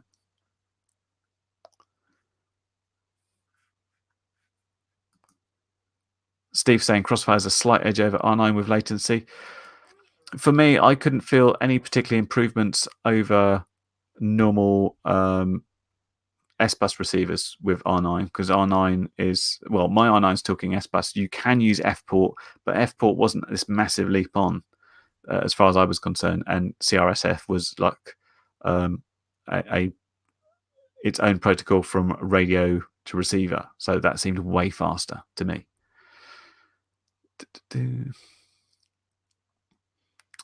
So many comments. Thanks for all these comments, guys. I'm really enjoying going through them. I might start repeating myself for questions soon.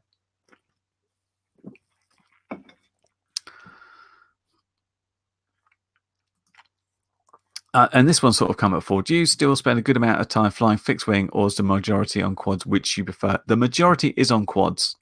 As I've mentioned before, they're easy to fly. I also, most of the review stuff I'm coming through is for quads. I sort of force myself into trying to do some fixed wing flying just by putting like a camera and a VTX into a wing. The answer is I like both. I couldn't, if you told me to choose, you could only choose one or the other. I wouldn't be able to, because if I just flew quads, I'd really miss fixed wing, and if I just flew fixed wing, I'd really miss quads. I really do like to mix it up. If I go and I meet a bunch of friends to fly, we'll take both with us. We'll take some wings or planes and some quads as well, and we'll chase each other about on each, and that's so much fun. Just great.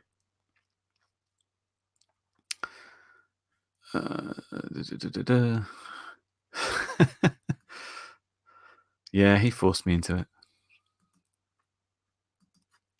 Come to Wales. You can borrow my DJI HD for your stay and try it out. From Zup. Is it any good? Are you enjoying it? So, one of my Patreon supporters actually offered to send me his DJI system for me to try it out, and I was like, I can't take that. It's worth too much money. What if I injured it or something? Andy RC's in the house. Hey Andy, how's it going? I'm only 7 minutes behind on comments now. I'm catching up. Greetings from Sweden. Hi Adam, thanks for joining us. Fancy doing a DJI DigiBuild in the smallest quad possible? I'd like to, but I can't afford to buy myself a DJI system, unfortunately. Them's the breaks. Perhaps they'll notice me and send me one, or not.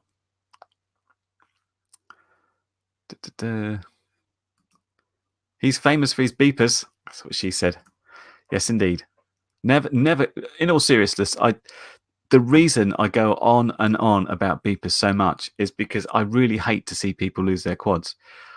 Every time I put a video out about a beeper, there'll be comments about, oh, I need to try this. I lost my quad the other day. It's like, no, you can get them so cheap now. It's like, it should be something everybody has, because for me, it's made me fly much more confidently, because whenever I was flying and I was flying like in a dodgy position, I would always think, oh, what if I crashed here? It would be really hard to find. If the battery came out, I wouldn't have a chance.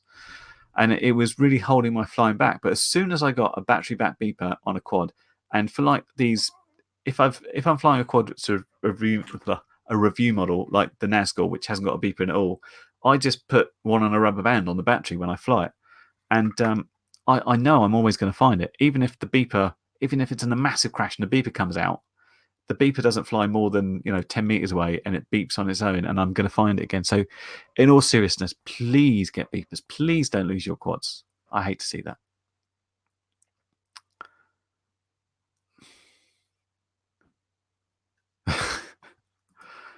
Andy RC from the chat, an hour ago. Curry's behind. That was sent at 10:32. It's now 10:39. I'm catching up. I'm 7 minutes behind. I'm going for it. You're mainly all talking amongst yourselves now. I think we're fine.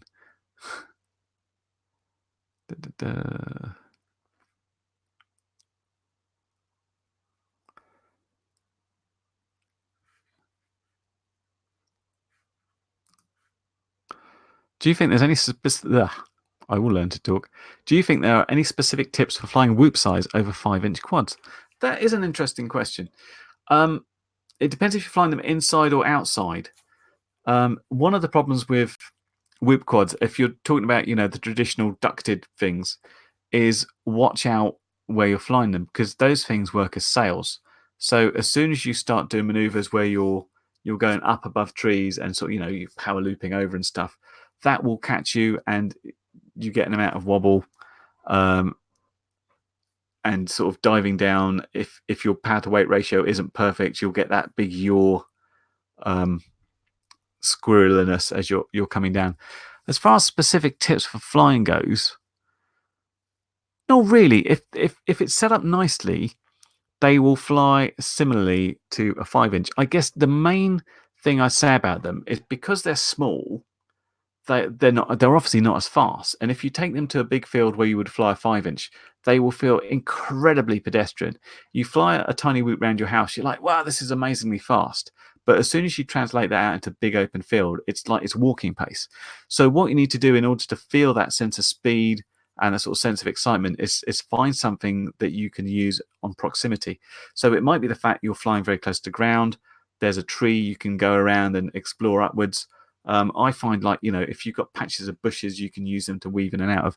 All that stuff will make it feel more like a better experience, because you'll get that sense of speed, even if that speed's not real. So I suppose the difference is keep it very much proximity. Don't just go out up in the air and start flying loops and stuff, because it will feel quite slow and a bit dull.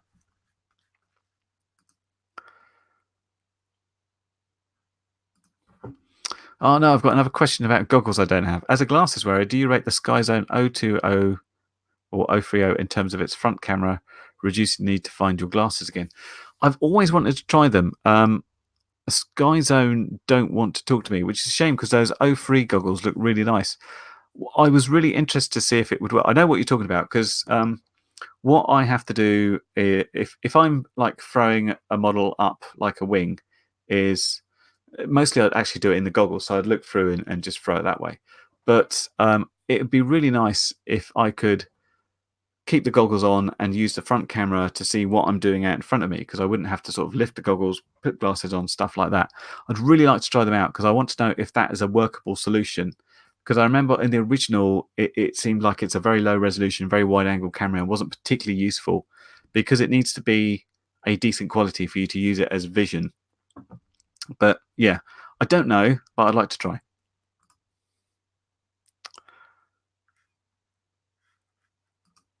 What's the clearest FPV camera you've used? Right now, I am liking the Calyx Ratel in terms of what it can do. I must say, every time I've gone out and flown it, the weather's been really nice. And its performance in sunshine has been amazing. It's been like looking through.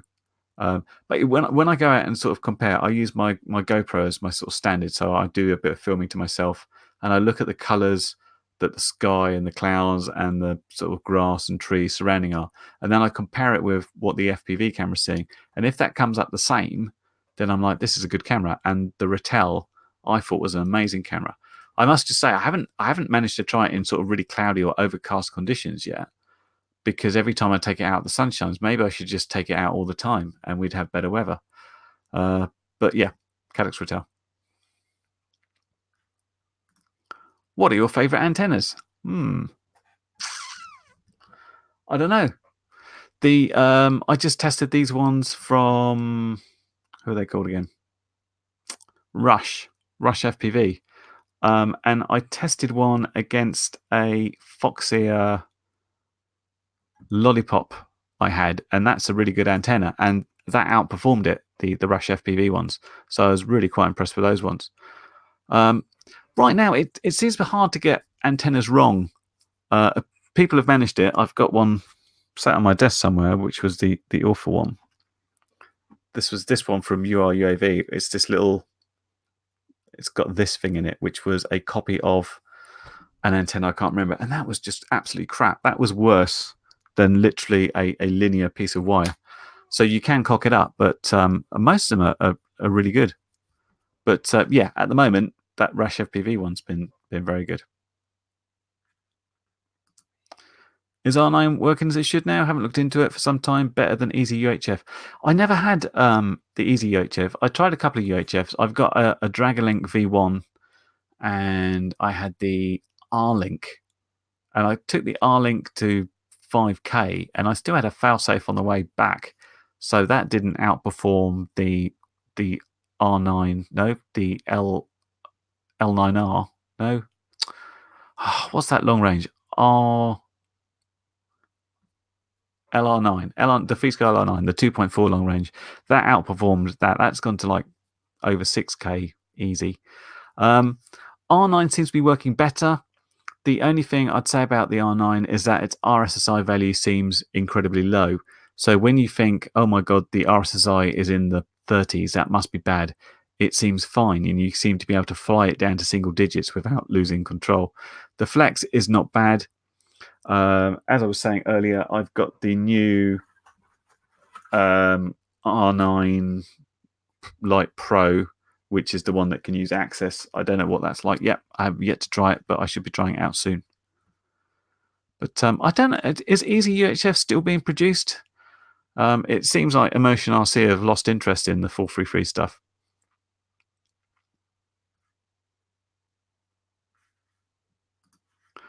Kebab FPV was saying in a recent video how beep is annoying because Betaflight makes it beep for so many actions, arm, disarm, etc.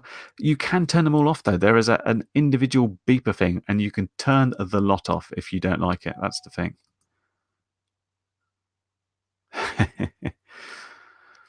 I'm just laughing at Andy's comment. Don't put it on the battery. I found the battery. Andy is talking about this lovely quad, a limited edition quad. He lost in a tree, but he found the battery. So it's no good putting a beeper on a battery. As I said, it's limited edition, so the other people that got the other limited editions, their ones have gone up in value now because his is in a tree. Beeper for a 3-inch and 2.5-inch quad. Any recommendation, Mr. Curry? I would go with something you can install in properly. So the original beeper was called... I'm going to have to look it up. This is where I have to consult my own channel to find out what the hell I was talking about.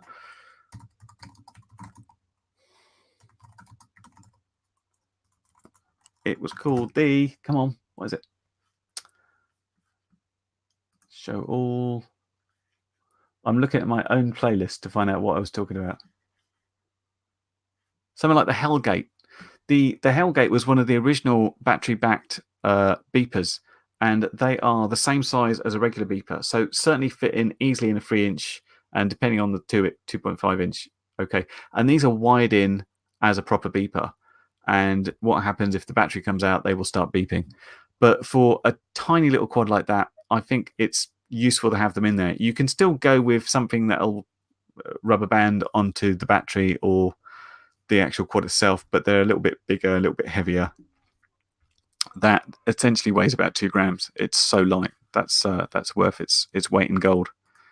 They work really, really well as well.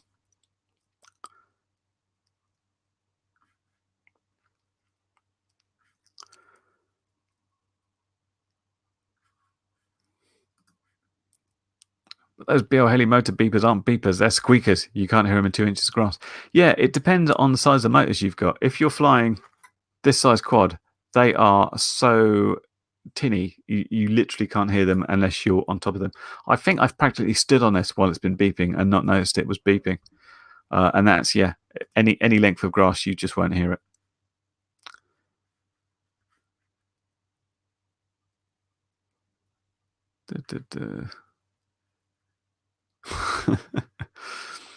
I was just reading this. Beepers are okay if you're near your quad. Losing video and trying to stay in the air blind doesn't work.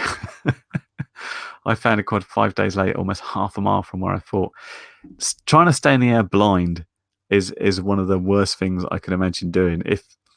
If something has gone wrong, the first thing I do is drop the throttle and just put it down. I remember I got asked by a lot of people, I guess it was mainly you guys, about hey, there's this section in Betaflight that says land instead of drop in terms of failsafe. And I said, that's so dangerous because you have to think about how much throttle you're taking to say, I'm going to bring it down nice and slowly. You don't know where you are, where you're coming down. Is it going to carry on drifting? Is it going to hit trees? What happens when it hits the ground? The props are going to keep spinning. They don't know they've landed. It's just going to burn stuff out. It's just the worst thing ever. Have you tested RPM filter? I'm going to say no. I haven't tested many filters out. Are we talking about the filters on Betaflight? Because the quick answer is no on that one.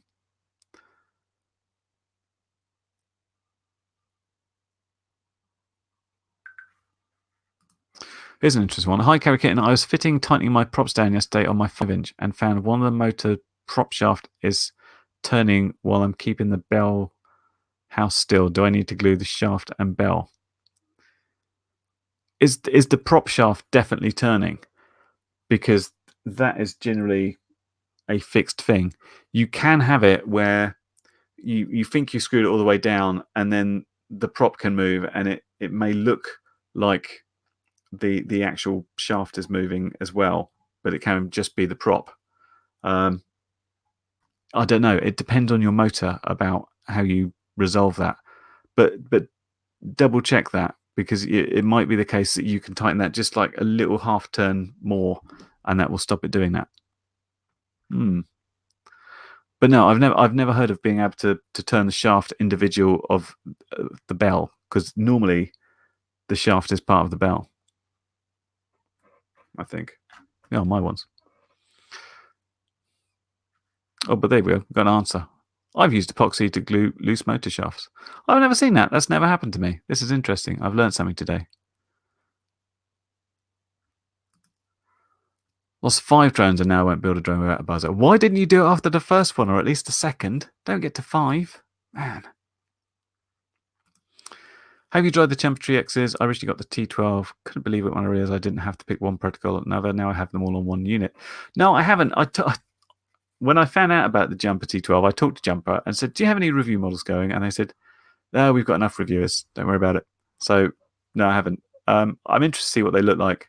They look like pretty nice radios. And obviously, they've got a fork of OpenTX, so it's all the right stuff.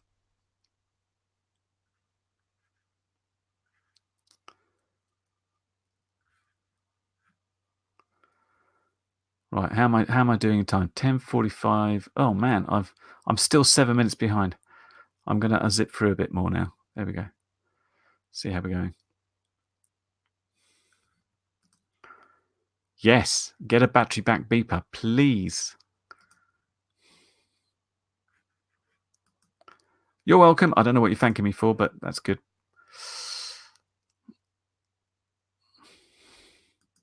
See, more tales of woe. I hate hearing these. I hate it when people lose their stuff. I know the amount of time I put into building and setting up and getting it just right. To do all that, to make all that effort and then lose it is just the worst thing I can think of. Yes, do that, Richard Warwick. Good one. Make sure you DVR every flight. I found a friend squad by looking at his DVR, putting it over Google Earth and sort of trying to work out. Basically, when he crashed, it went backwards into some trees, so we couldn't see exactly where it went in, and we had to try and ascertain its maybe trajectory and maybe our search parameters just from that DVR. If we didn't have that, we wouldn't have found it, but I went out the next day with Sophie and we managed to find it for him. So happy stuff.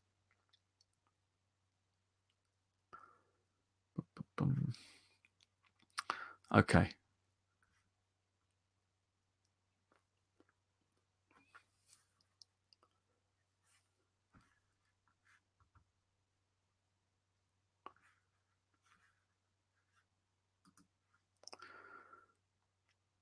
The answer to this one, Andy, is no, and that's mostly because when I was talking to you, I was just venturing out doing housey stuff. I was going to Tesco's, in fact. Well, I was talking to Andy to see if he'd looked at his one of these yet. This is the multi-protocol module, just to explain the story we were talking about. So I was looking at this because one of the things it did, I reviewed the X9 Lite Pro, and it had access and it had D16, but it didn't have D8. And of course, loads of the little quads like the toothpicks and the whoops are coming with like inbuilt compatible D8 receivers or SPI receivers, which you pretty much have to run in D8, else it falls out of the sky anyway. So I thought this is an excellent way. This runs, you can run the FreeSky protocol and almost everything. You can run DSMX and FlySky and pretty much everything. So I tested it with like a bunch of toy quads. I tested some DSMX and DSMN2 stuff. And then when I came to FreeSky, I bound up lost it, it's not here. I bound up my little Tiny Hawk on D8, and that all looked good. And I switched it off for a sec, came back, switched it on, and it just didn't work. It looks to me like either the firmware on this is a problem or it's not talking. So after I rebooted it 5 times, it started talking again, and I figured out what it was, where it was in the protocol, and what the lights were. So I was talking to Andy, see if he tested his yet, see if he had a similar problem, because I'd done tests on multiple things, so I could figure out it was definitely down to the module itself instead of OpenTX or the quad or anything. But the only thing I didn't have is another one of these to see if maybe I had a failure with this or something else. As it is, depending how quickly Andy can test his, I might try upgrading the firmware on this, which looks quite involved actually. You have to put a different bootloader on your radio in order to upload this, which sounds better than trying to do the STM32 direct update through the USB. Yeah, that's the story in that one. But no, I haven't sorted it yet because I haven't done any further work on it. So maybe I'll start working on that tomorrow.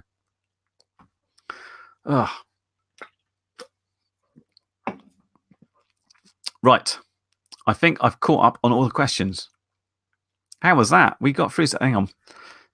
Two quickies. When I posted about maybe doing this on the community tab in YouTube, a couple of people posted some questions. So one of which was from Matthew Allen, who said, how did you start in the hobby? When did you start the vids? What drives you forward in this? What do you hope is the next big advancement in the hobby? Which I've answered most of. The only thing, I guess, what drives you forward with this is it's fun stuff. I do this for fun. If I wasn't doing it as like my job, which isn't really a job, is it? Because A, it doesn't pay enough, and B, it's fun. I'd be doing this anyway. The reason I like messing with it so much is I like playing with toys, and I love playing with bits of new technology, and doing YouTube stuff feels quite creative. When I used to be a software engineer, which is what I used to do before I gave that all up, when I started doing that, the process of solving a problem through thinking about how to write code and how to implement things and how to solve issues felt quite a creative process.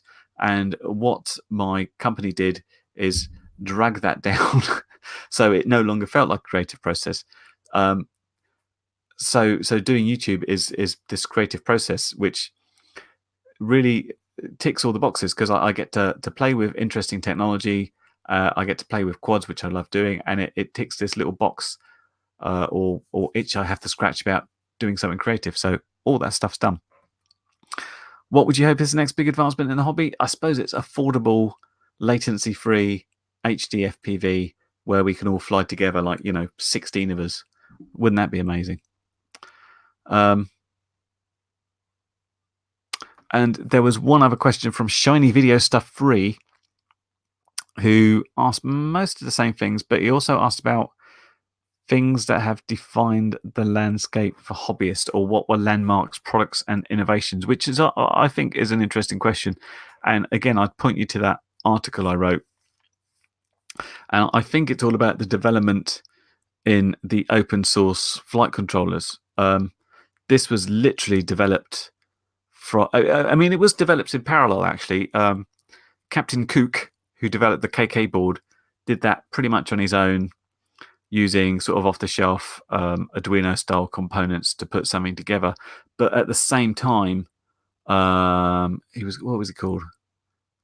Something Paris, flying in Paris or something was his name, who thought up the idea of the multi-Wii, which I think is such an innovative idea, to basically look at a Wii Motion Plus controller and say, I wonder if I can use the gyro out of that and build it into a flight controller, because that was actually quite advanced.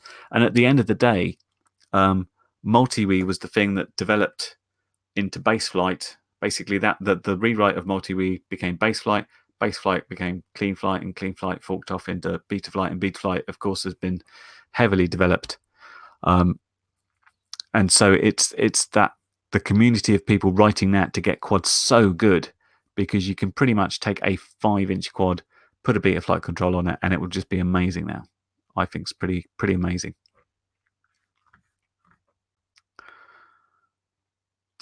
Right. Hang on. While I've been yapping away, there were a few other bits came in. Do you still write for magazines? I do not. Mostly because the only one left I had to sue to get money out of, and the other one is a very traditional, here are plans to build planes this month. So if you remember, everybody got angry with me because the article I wrote for them, which was about Mini Airshow 4, the title of it was called Sympathy for the Devil, and everybody said, "Why have you sold us out? Why call it that?" I didn't write the title for it. I just wrote the words. So no, I was hoping to maybe look at some other magazines to work for, maybe something more mainstream where I could talk about what's happening in the drone world. But right now, it's like we're all public enemy number one, it would seem, and it's all like regulations and stuff, and it's turning people off of the idea. I did start writing a novel a while ago. I got 30,000 words in, but that takes time. I can't intersperse that with doing YouTube. I'm either doing one thing or the other. I'd have to sort of take months off to finish things off like that. Well, that's an interesting idea. So Dave Day has written, surely the next advance will be FPV with a 3D camera. But 3D was done on analog. It didn't really catch on. So it'd be interesting to see if the idea takes off with HD. Because we've got FPV with a 3D camera, but I guess 3D FPV would be better. But we will see.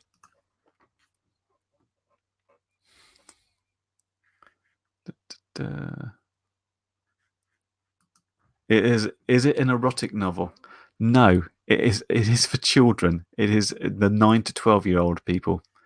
It does involve flying quads, and at some point, talking about how to make sarin gas, which could be a little bit edgy for a kid's novel. I might have to rethink that. But anyway, we have been going 2 hours, so I guess that's good for now. Well, I just wanted to thank everybody for joining me and contributing to getting me up to 15,000 subscribers, which is like, yay moment. I'll just keep going no matter what, and stuff. But yeah, thanks everyone. I hope you've enjoyed it. If people really want to see more of this, then feel free to comment. I wouldn't think it'd be a regular thing, mostly because my voice is really hurting now. I've been talking too long. But yeah, thanks for everybody. It's been good fun, and I'll catch you in the next video. And you can, of course, catch me and my other favourite friends on Let's Drone Out every Thursday at 8 o'clock in the UK. Until next time, bye for now.